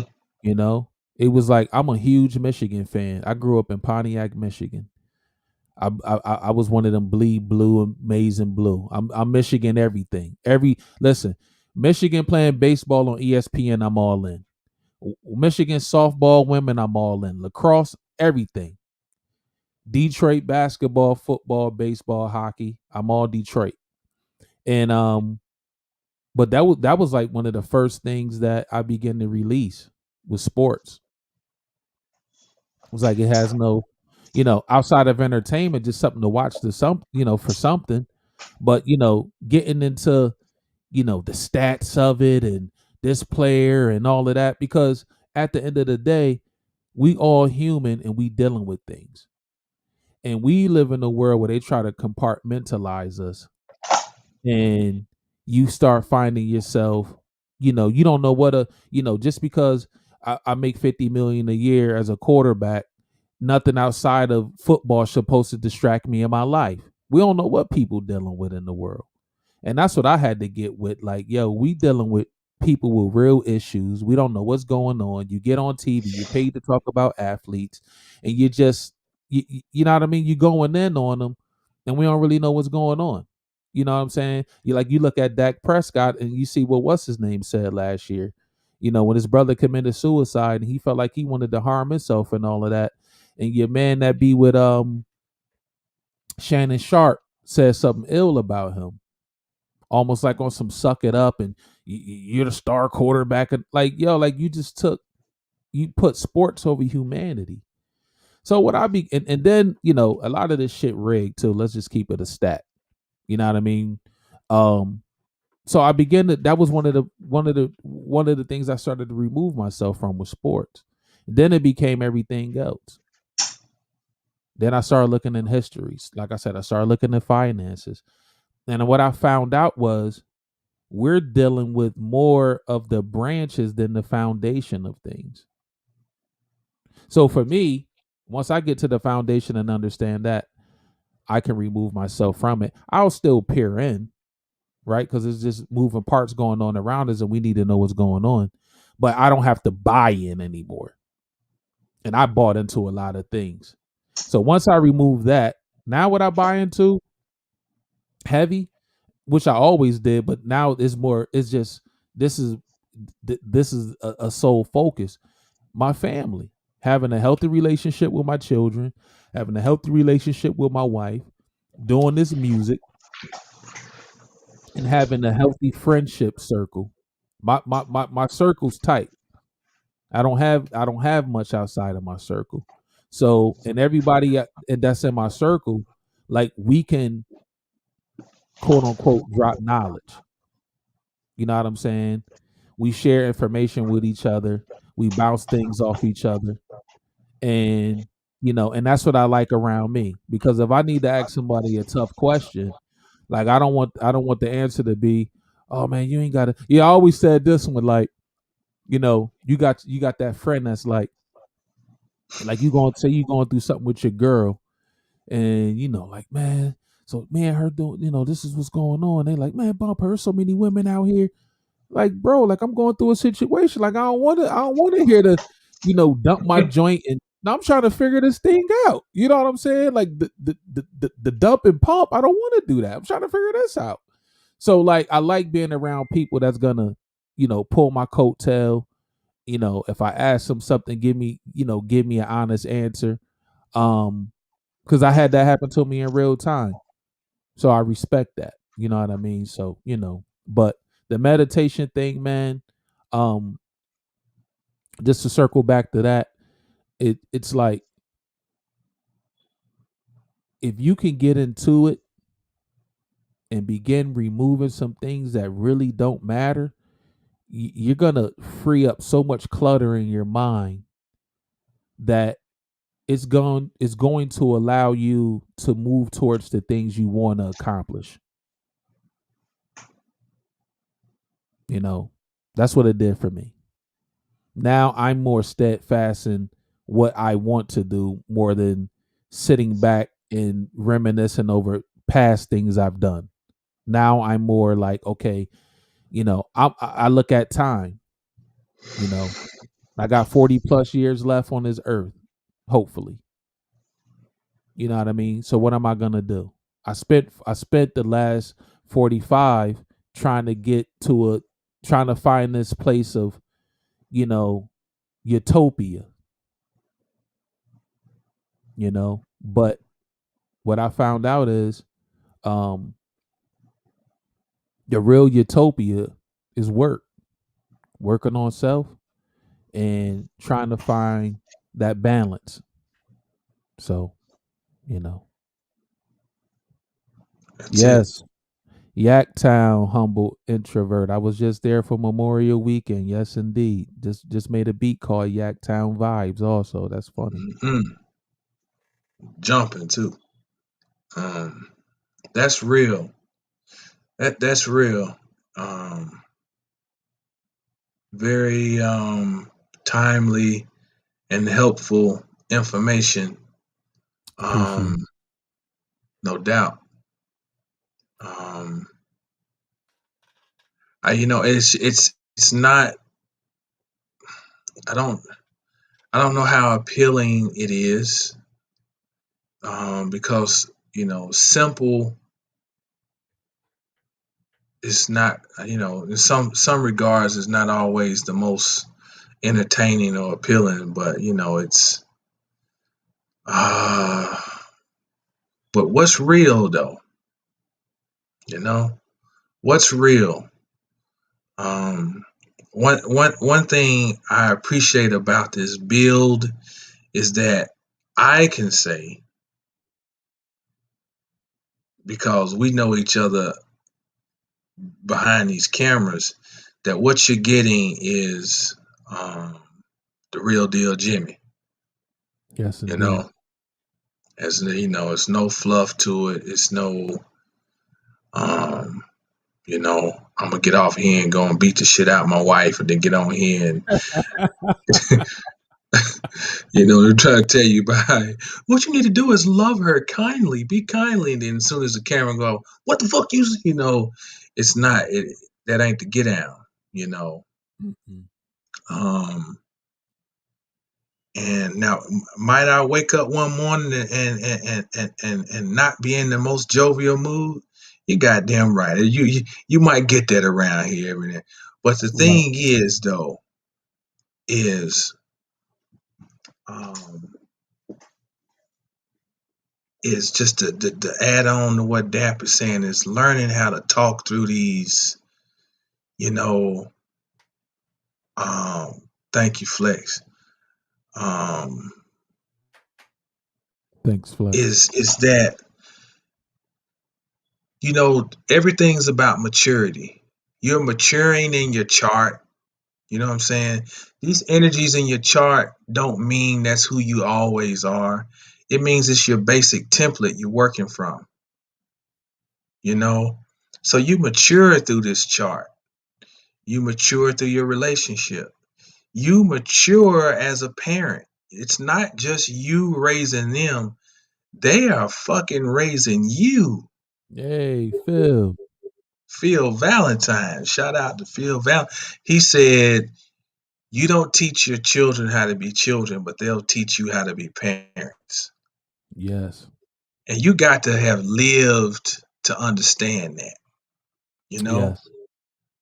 You got to have been in them, in those, in the trenches to even relate. Um, and when you step back from all of it, I had this revelation a while ago when I did the little booklet I put together. The when I got into the numerology, the conclusion I came to through looking at linguistics and symbolism and everything is that the zero, which is the cipher, which is the Sifra, which is Eve, is the divine itself, the prime creator itself. And that cipher becomes suffer, right? So in all of this, the only entity that's suffering is the divine itself. Wow. You know, um, you know, some of the way spirituality is expressed now is so egotistical. There's this thing where you can never be vulnerable. You can never admit to not knowing. You can never admit to being weary. You know what I'm saying? Tired, unsure. Right. But those are all very God-like qualities. Mm. You ever notice how people only attribute the God-like qualities to the things of where I'm in control. I know it all. I see everything. Nothing bothers me. I've been there, done that, got the t-shirt. That's all considered to be godly. But that's a religion. All that is a fucking religion. Binding you to a group, to a selective way of seeing and moving. Mm-hmm. The Kabbalion says the mind is all our frailties, all our triumphs, all our ups, all our downs. That is what God is. Yes. And tell me what work, and this is not specific to you, but on the topic you're talking, because you never hear these people say, what is the work they're doing that when the rain comes, what is your umbrella? Oh, the Like we rain never. don't come for me. I don't get no rain. It never rains in Southern California. It's like, yo, come on, fam. Like, yo, like, wow, you really tapped in. And hey, and just maybe you tapped in, but it's hard. It's just hard to believe. Yeah, I am yeah, it's hard to believe, and you know that's why here we just like the. Yeah, I was telling Jamal about we was talking offline, about the podcast, and I was like, yo, one thing I like about our podcast is we're more solution based. Like we don't want to get on here and talk entertainment and talk who's going through this and that. Like I think it makes sense where it's relevant, but according to what our topic is for the week. But um but we're all about solutions, man, of like how can we get, because as y'all see, man, Jamal, we're constantly working on ourselves. Like I said this about I said this years ago. Life in itself is school. There's no graduation. Hmm. There's just constant elevation. But there's no glass, like you don't get to, excuse me, there's no top in this thing. What you're trying to, because when you feel like you hit the top, you're gonna have that complex Jamal was just talking about. I know everything. I have no rainy days. That, like, nah.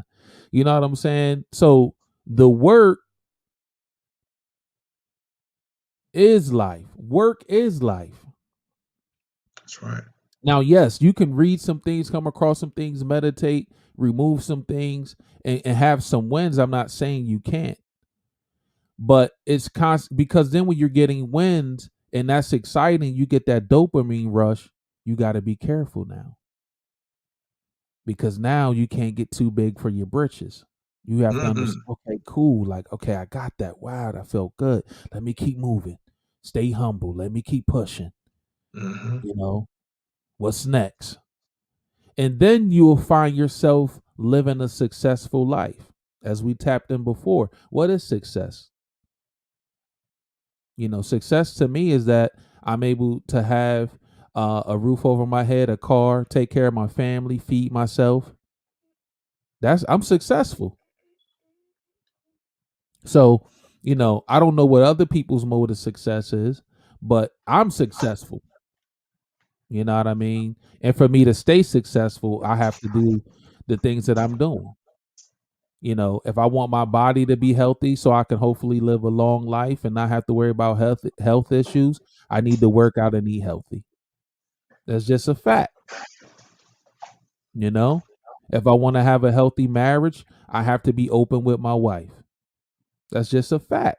Like there's no, oh man, my wife had a good place and I just shut down. No, because then, I ain't washed the dishes 10 times. Here comes a conversation. I didn't help with laundry. I didn't, I ain't go grocery whatever it is. So it's keeping things in perspective that gives you success. For me, you know what I mean? I only can speak for me. That's what gives me success. Constantly doing these things gives me success. And I enjoy it. You know what I mean? And I do get a dopamine rush, but I don't get I made it. I don't get the I made it. feeling. I just keep pushing, you know. And me and wifey talking about things right now of transition, you know. But Jamal always says this, and I'm paraphrasing, but you know, he says there's a protection over you when you're doing the right thing. And I believe that. Like when you're not harming nobody and doing anything in society crazy and you doing what you're supposed to do, there's a level of protection that come with that. You know? So yes, it really don't stop, can't rest on your laurels. You're right, Flex. Yep. Enduring the rain is the faith part. I get that, Brianna. Yes, sir. I mean, yes, ma'am. You know, the ultimate graduation was good, solid life here and into the next space. Jamal talks about that also, serious. Like, what are we doing here that's gonna provide benefit at the next level? You know, I don't know what the next level is, but whatever, you know, I'll just say this and pass it on. I gotta download to study the dictionary. And I told you this, Jamal. You know what I'm saying? I gotta download to study the dictionary. And I'm like, what the hell I need to, you know, why I need to read the dictionary? That was my response to that download. But guess what? The download's still there. So I probably just need to pick it up and just start, you know, looking through it and for whatever reason, I may be some type of orator in my next phase. And I'm building up now that where I'll have it naturally in my next phase.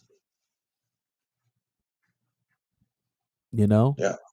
So we don't know what these downloads mean for us when we get them. We don't, you know, I don't know the future.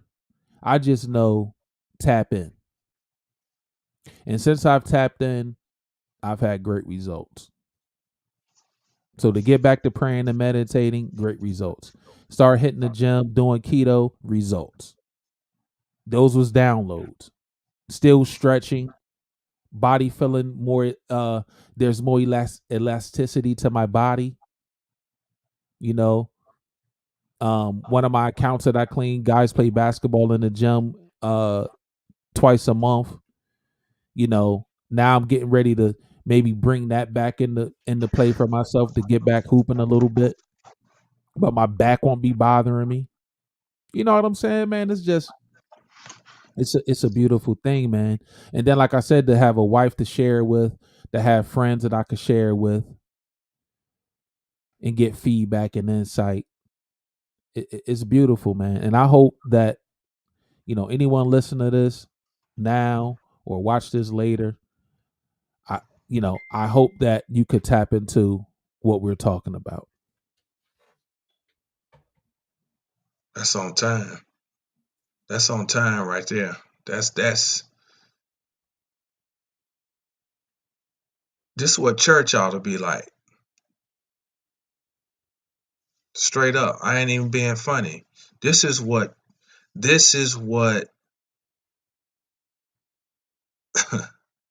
that was a word. That's what ought to be delivered. That's Thank you, sir. you know, it ain't complicated. And you know, sometimes you just need to hear these things communicated for yourself. Like you need to hear it like literally, like me. I need to hear those things re-echoed because here's the deal. In this thing we in, you can feel like everybody's popping but you. Mm-hmm. We live inside of an egotistical milieu of minutia. Ooh, I like that. And you know, one thing my cousin, who we mentioned earlier, he put me up on. He said, and we're gonna have him on here. He just retired, so Oh, I'm he's about to ready. hold. So I'm He's about to ready. hold him to. He got to come on for an episode or a few. Um, but Confucius died thinking he was a failure. Mm. Confucius, like the Confucius, he died thinking he was a failure. Um, so this idea of this world being cruel ain't nothing new. So for this man to die feeling like his life was a failure, he had to have been going through shit. You know what I'm saying? As brilliant Um, as it was. yeah. Socrates was given hemlock to drink. They killed Socrates with poison. And look how much we laud the efforts of Socrates. Now, I'm not being morbid. uh, uh, I'm just saying that this world has always been volatile. And I'm gonna tell you something else too. It's about perspective at the end of the day. Still, I still hold fast to, like, and this comes back to the value, like that mentioned the dictionary, you know, which then ties into etymology. When I looked up the etymology of the word hell and school and shell, and I found that all of those come back to the same root, then that breaks one key mystery. This is a school, and yes, it is hell.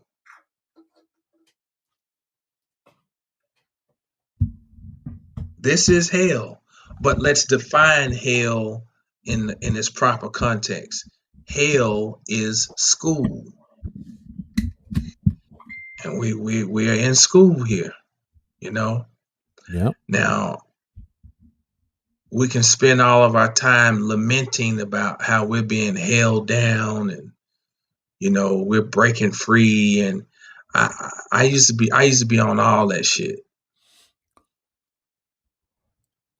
Um, so right now I'm recalibrating my mind and my spirit to to understand what I already knew, that this is school, you know, and it's a learning process, and you need to. It's good to be in company of people who can put out certain energy, because it's like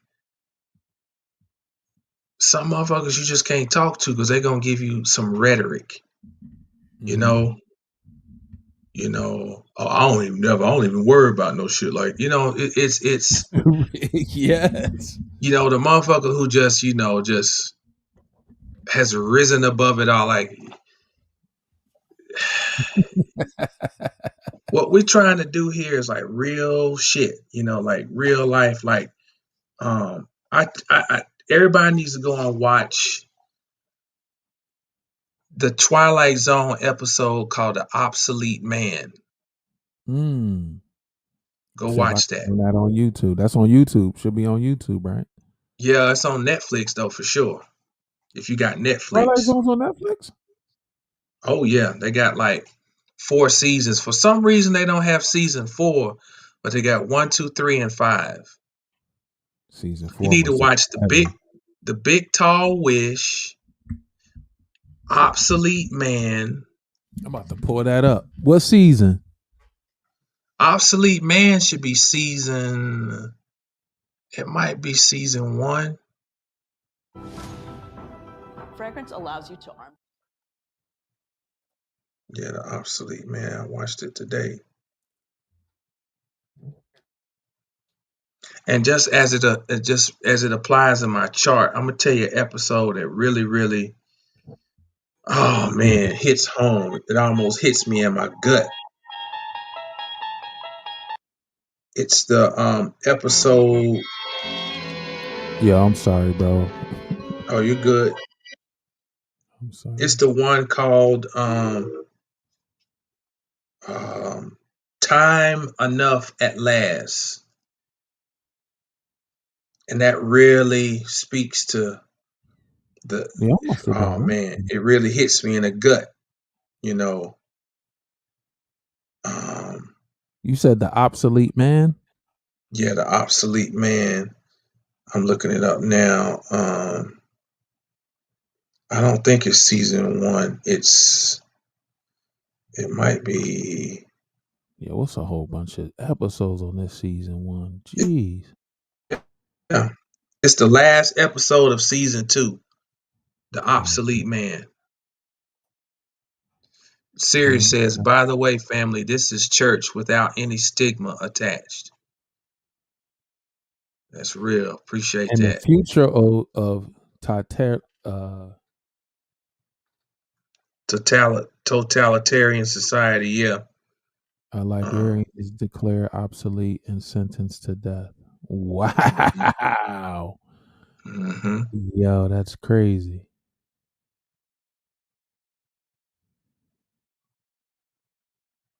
Yo, the Twilight Zone, listen, the Twilight Zone's a vibe, bro. Mhm. Rod Serling, I don't know what Rod Serling was on, but Twilight Zone is it's a vibe, bro. Like for real. Talk about ahead of your time. I mean, this was in the 60s, bro. Like what he he had to be attached to something we don't know about. Oh yeah, yeah, You might yeah. have to do a Right. Rod Serling chart, bro. I'm already looking it up. Straight out. Cause, you know, just the titles. The Man in the Bottle. Nervous He's a Man in the four Capricorn. Nervous Man in a $4 room. A thing about machines.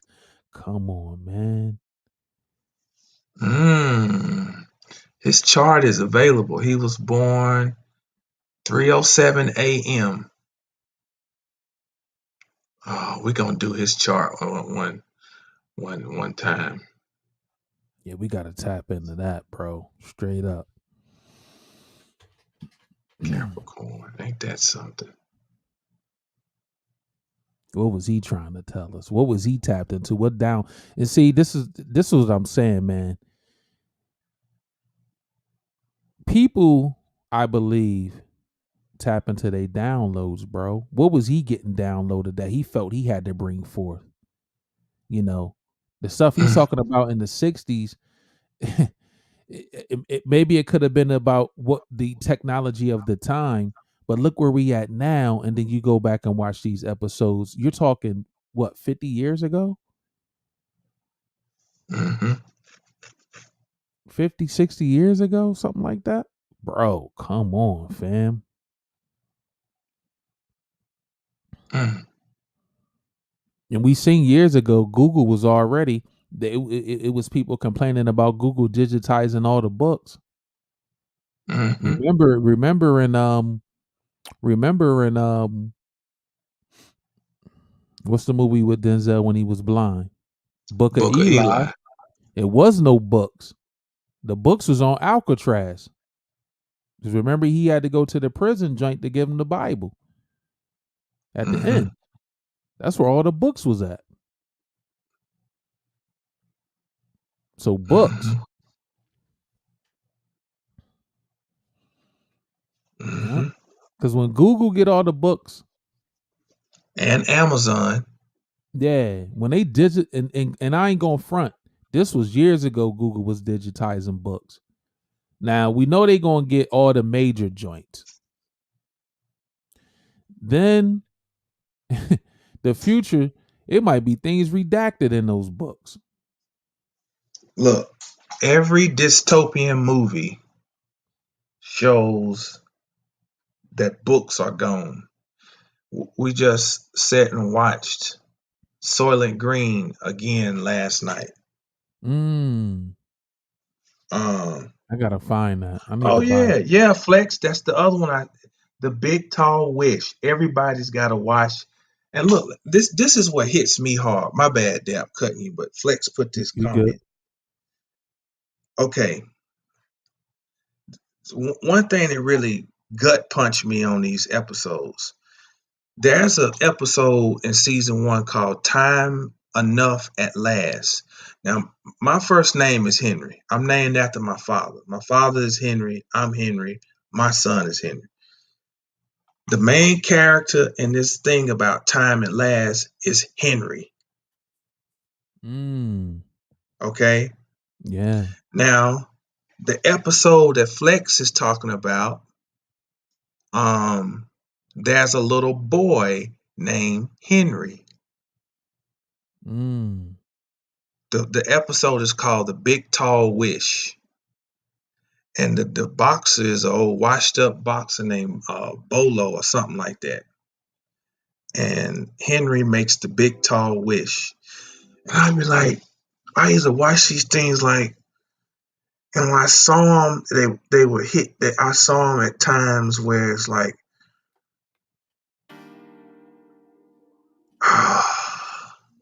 like the universe gives you shit at times when you need certain jolts or what you call a download. Right. For I feel strongly for our generation, which is the hip hop golden age generation. If you're from 72 to 85, you have Neptune and Sagittarius.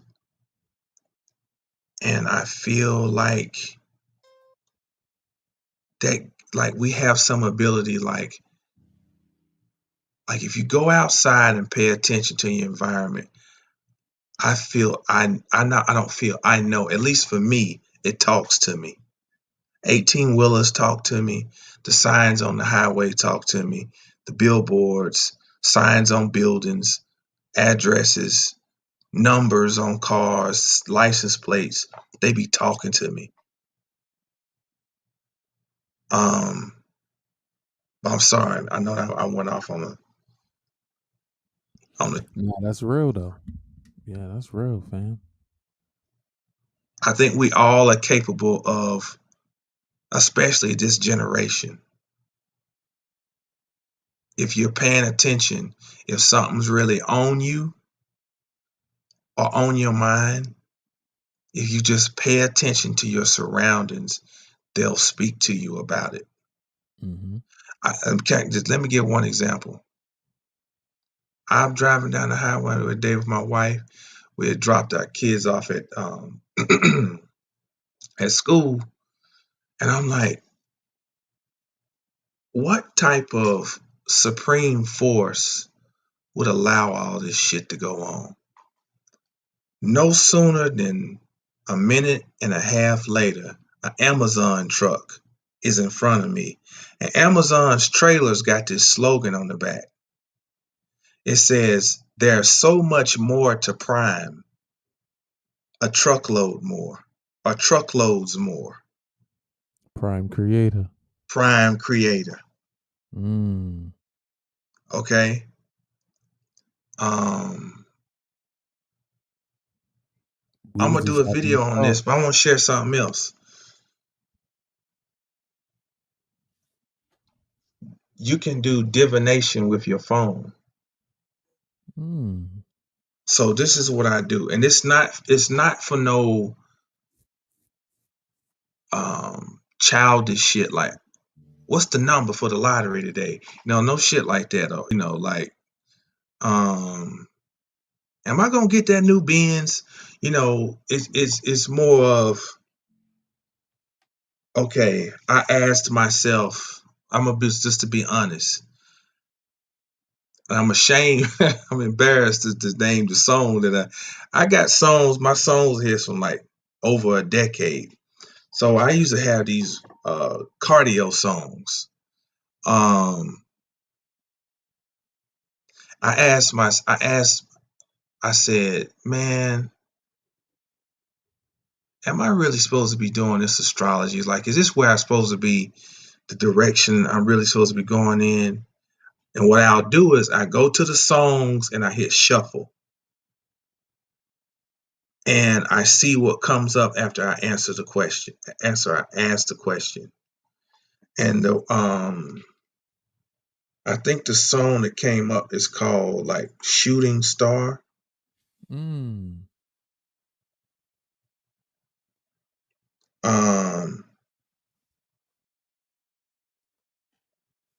And so, of course, astrology, that's the star, astro star. I had something, I was just feeling like shit, and about something else. And these iPhones, I was wondering, I don't listen to no YouTube. Why I got YouTube on my phone? So YouTube had some type of deal, I think, with iPhone where you automatically had that album on your phone. Yeah, I think I did. Okay. Huh? I said I think I did hear that. I think they did have a deal like that or something. So they got this song on here called Song for Someone. Now, sometimes the divination is not in the title. Sometimes you have to let the song play and listen to the lyrics. And so I let that shit play. First of all, U2 got some deep lyrics. Oh, yeah. That shit is deep. Yeah. And the song spoke to what I was experiencing, just as to like the feeling of doubt or whatever. But again, my apologies, man. I went off on but I just wanted to share that. Yeah, that's dope. Yeah. My wife does. She has a divination tool she uses. Mm-hmm.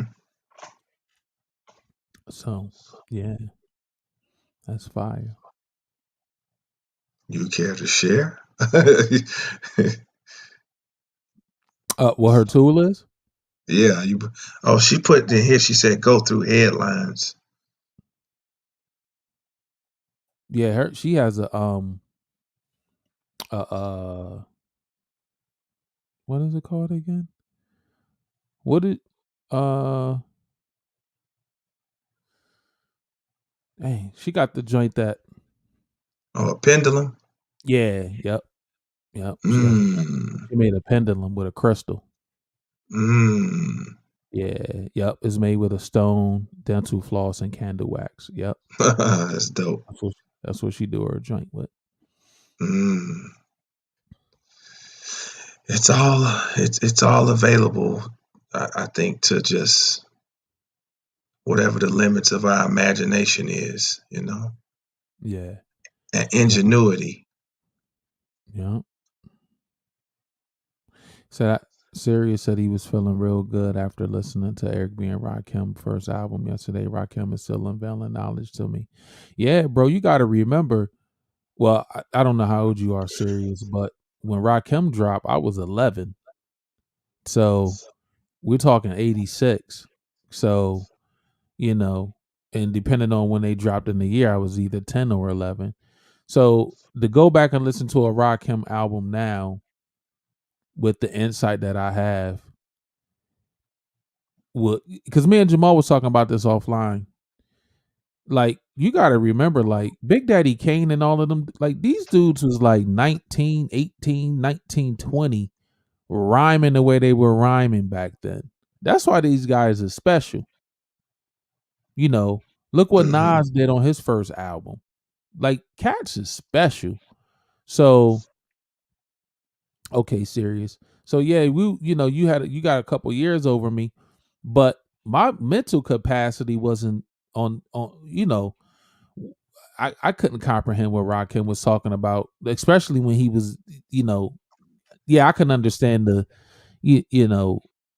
I'll eat a MC up type lyricism, but when he was, because he was Gods and Nerve, so he was a 5%er. So it was like when he was dropping those jewels, like that was going over my head. But now to go back with some understanding and listen, yes, Yes, like it's so funny you said that, serious, because when I left the gym, I had the radio on, and Matt Skills, he's a DJ now, and he was DJing on the radio station, and he was playing Karis Ones You Must Learn, and in the verse he played, Karis One was naming like all these black, African American,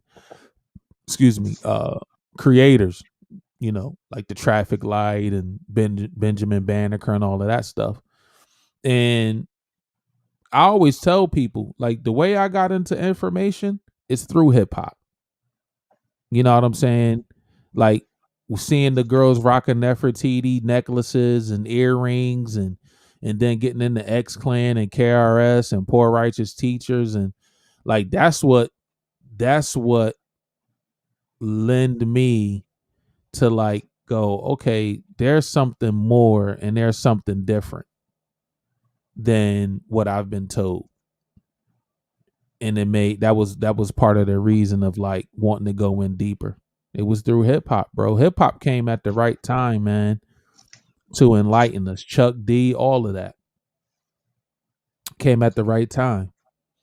And some of them cats was born in that time frame Jamal talks about, that 72 to 85, more 70s. And then some of them was born during the revolution time in the 60s. Mm-hmm. You know what I'm saying? So by the time 84 hit, they're like, they born in the 60s, and then they're about to reach early adulthood in the 80s. You know what I mean? So, hip hop is probably how I found out about Farrakhan and things like that.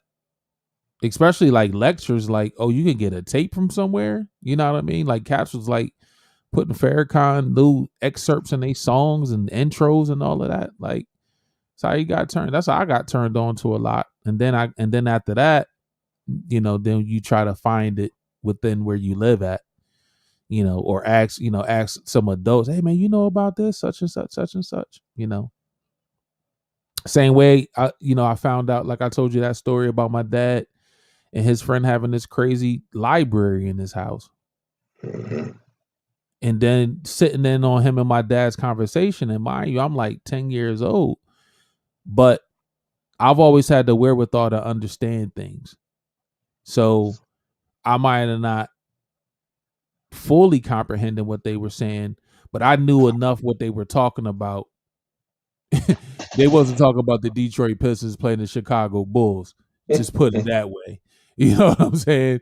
Like it was a whole nother, and I could just tell by the intensity of the conversation, and then my dad's demeanor changing into, now he got his thinking cap on.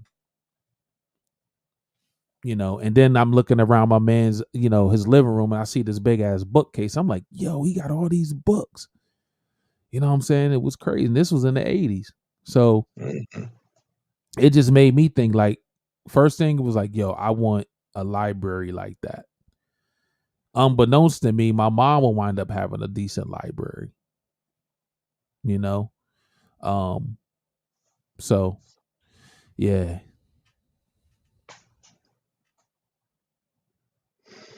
That's dope. That's dope. The seeds. Yeah. Seeds got planted. And now I have a little decent library, me and wifey. So that's dope. And we get books from everywhere. We got a haul from the trash I told y'all about a few podcasts ago. But what I wanted to touch on too, real quick, before we talk about a little bit of music and get out of here. The beautiful thing about you doing this chart and working on yourself, I remember you telling me, then you start looking at your children to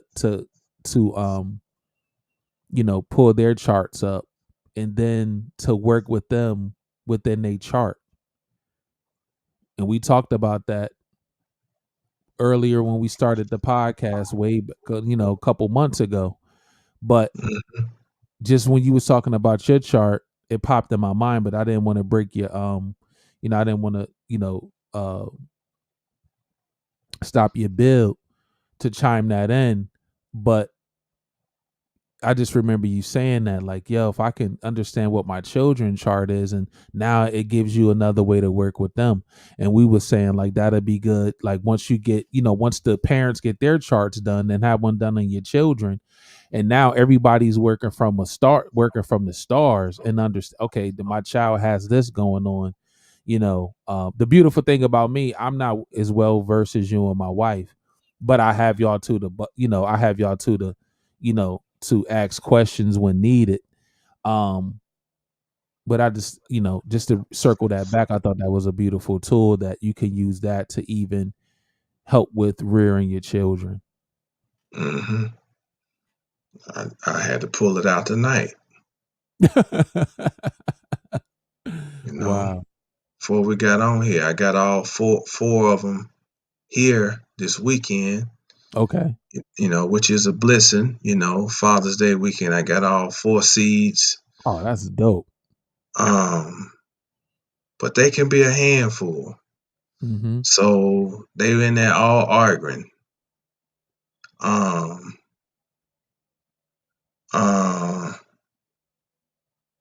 So I had to explain to my 2 oldest. I say, look, my next to oldest, my 12-year-old, and maybe we do this on another. I'm not gonna. Basically, yeah, I had to use it tonight. I ain't gonna, cause I did end. I went down another road. We'd be 30 more minutes. But yeah, we'll circle back to that. But yeah, I had to use it tonight. Yep. Well, just on some music news, like Jamal said, we got the studio time set up. Jamal will be going in July 8th, correct? Yep, July 8th. He'll be going in July 8th. We'll be dropping 2 new singles, El Flamenco and Figure This. And when I went to Michigan, I made some beats. Yeah, salute to all the fathers in the chat, man. Yeah. Thank you, Brother Williams. Yes, sir. Salute to all the fathers and the mothers who are bearing the burden of being the mothers and fathers. Yes, indeed. Yeah, so we got that coming. And when I was in Michigan, I made 4 tracks, and I hit Jamal with a bundle last night. No, today. This morning. This morning. Hit him with 7 beats. And 3 of them I had worked. 3 of them I played y'all I played them on the podcast, and then 4 y'all I haven't heard. And the ones I did in Michigan I haven't played on the podcast, but he got inspired to write the one of them. I think Yaktown Vibes. And so yeah, we got music coming, y'all, and excited for that.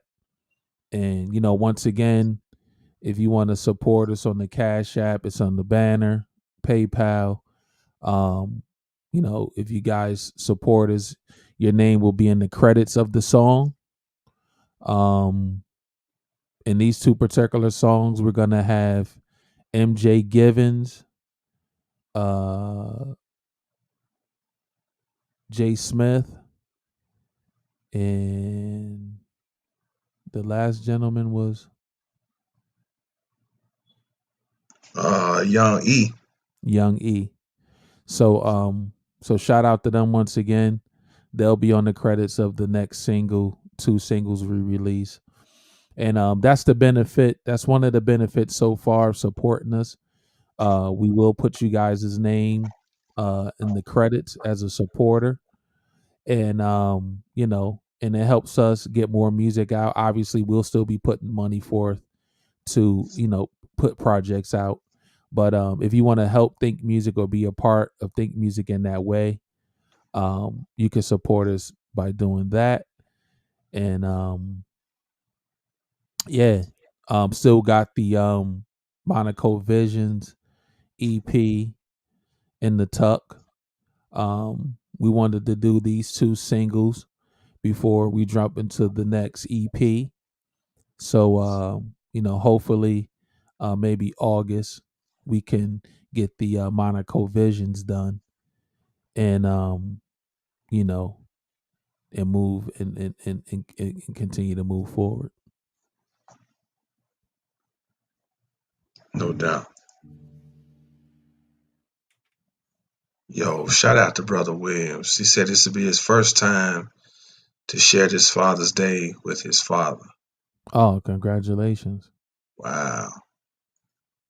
Congratulations, good brother. Yeah.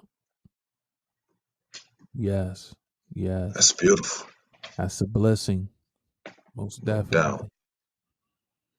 And that's what I'm, and I don't know your personal situation, bro, William, but whatever it is, it seemed like work was involved. And that's what we was talking about tonight. And now the beautiful outcome of that work is spending your first Father Day with your father, man. That's awesome. Blessings. Yes, indeed.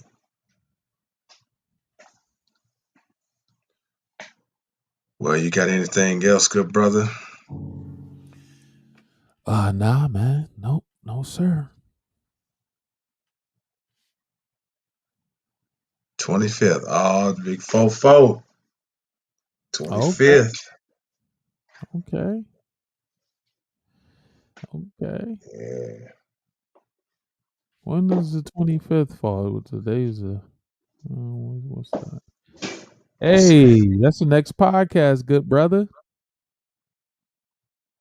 Next Friday. Oh yeah. Yeah. You have to pull up. Yeah. Tap in with us. I'll drink a Pellegrino with you. Ooh, you go to the studio on Thursday in July. I don't know what. It's a Thursday. Yeah, I have my calendar pulled up. Yeah, you have to see when the old Mooney dropping on that during that time. Oh, the new moon. Right on time. Yeah, that's about right in that time frame it was seen. Mm-hmm. Yeah, hit us with a topic, bro, Williams. Yeah. We'll bet to commemorate your master number. Yeah. That'll be dope. Yeah. Fire. One more question though. When you heard Yaktown Vibes, when did you write what you sent me? Because I was like, yeah, like, how did that come about? Because I woke up and seen that text. I'm like, oh, pen to pad already. Okay, he going in.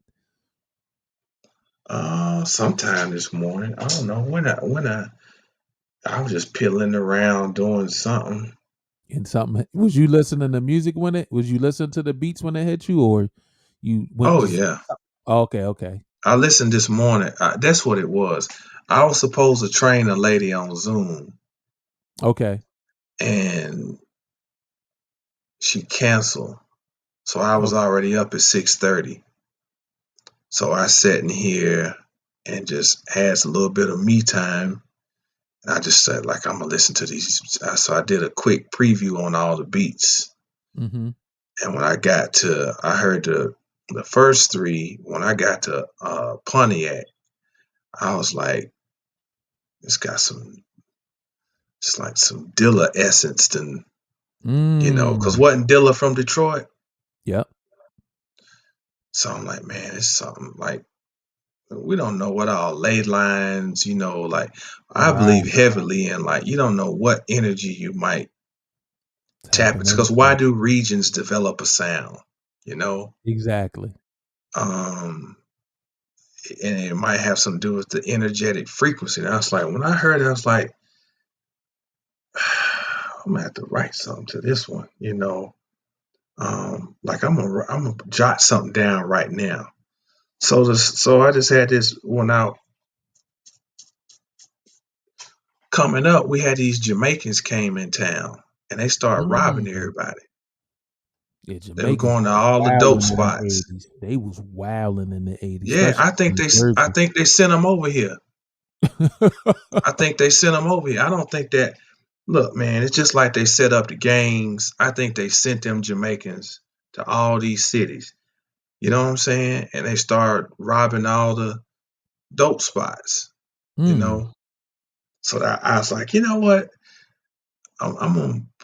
I'm gonna wrap that into a story about, you know, um, Jamaicans, you know, jumped out of white van hollering Bumba Clod, Bumba Clod, dreads hung down to the middle of his spinal cord, you know.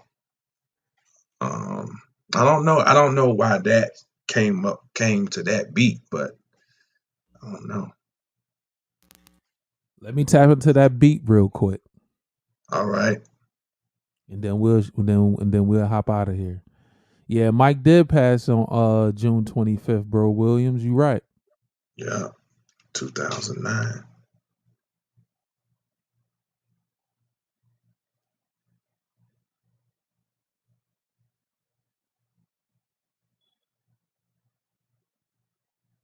Pulling it up.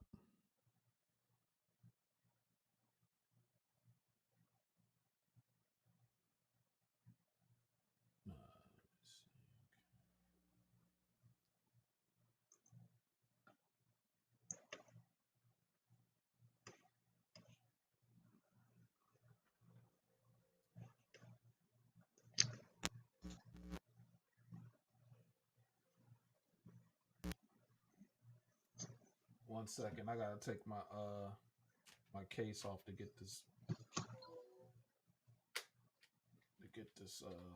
thing. Hi, I'm Bixby. You can talk to me anytime just by using your voice. We don't do you, Bixby.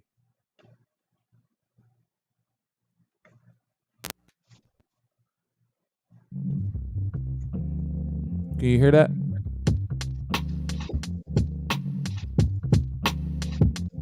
Yeah. You can hear that? Uh-huh. Yeah. I can't hear you. Oh, my bad. You said you could hear that? Uh-huh. Okay. This is the beat he wrote that verse to. Yaktown Vibes.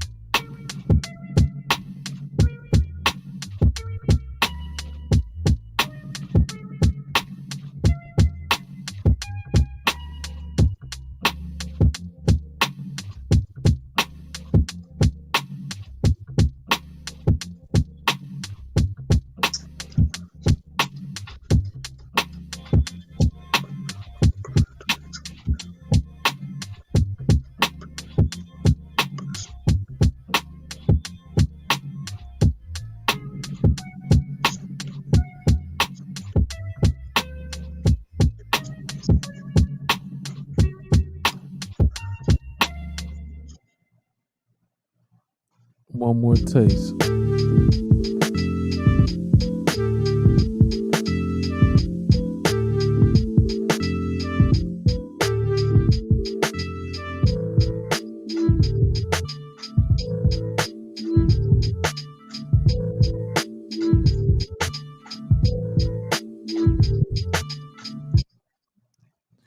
Yeah.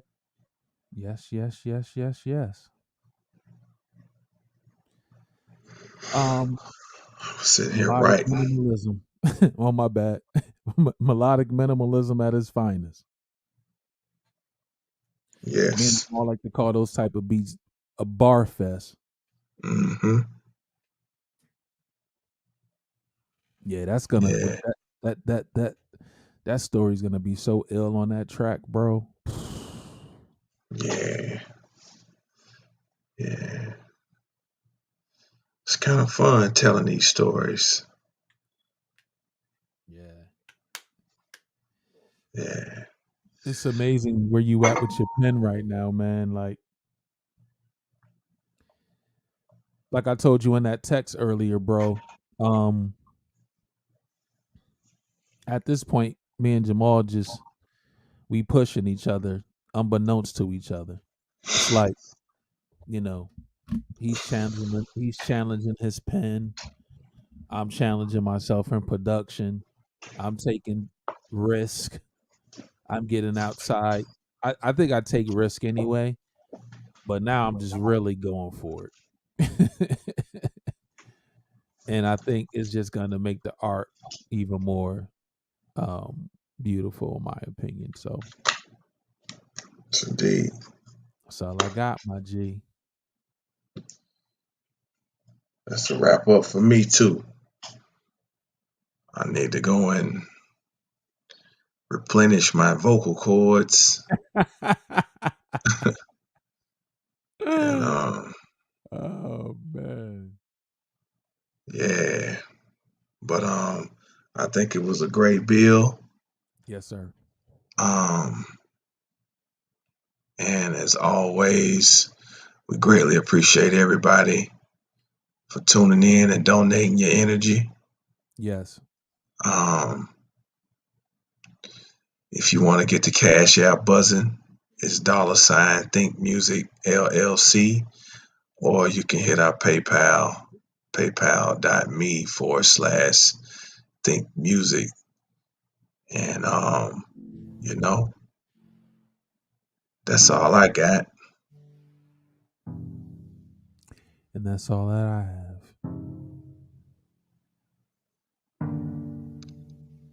Until we meet again on Brother Williams' birthday, Yes. we gon' remind y'all to keep it on the top side. Yes. Thanks for everybody that tuned in. Serious biz, no problem. You got in just in time, brother. Brianna, be safe out there. See you soon. I love you.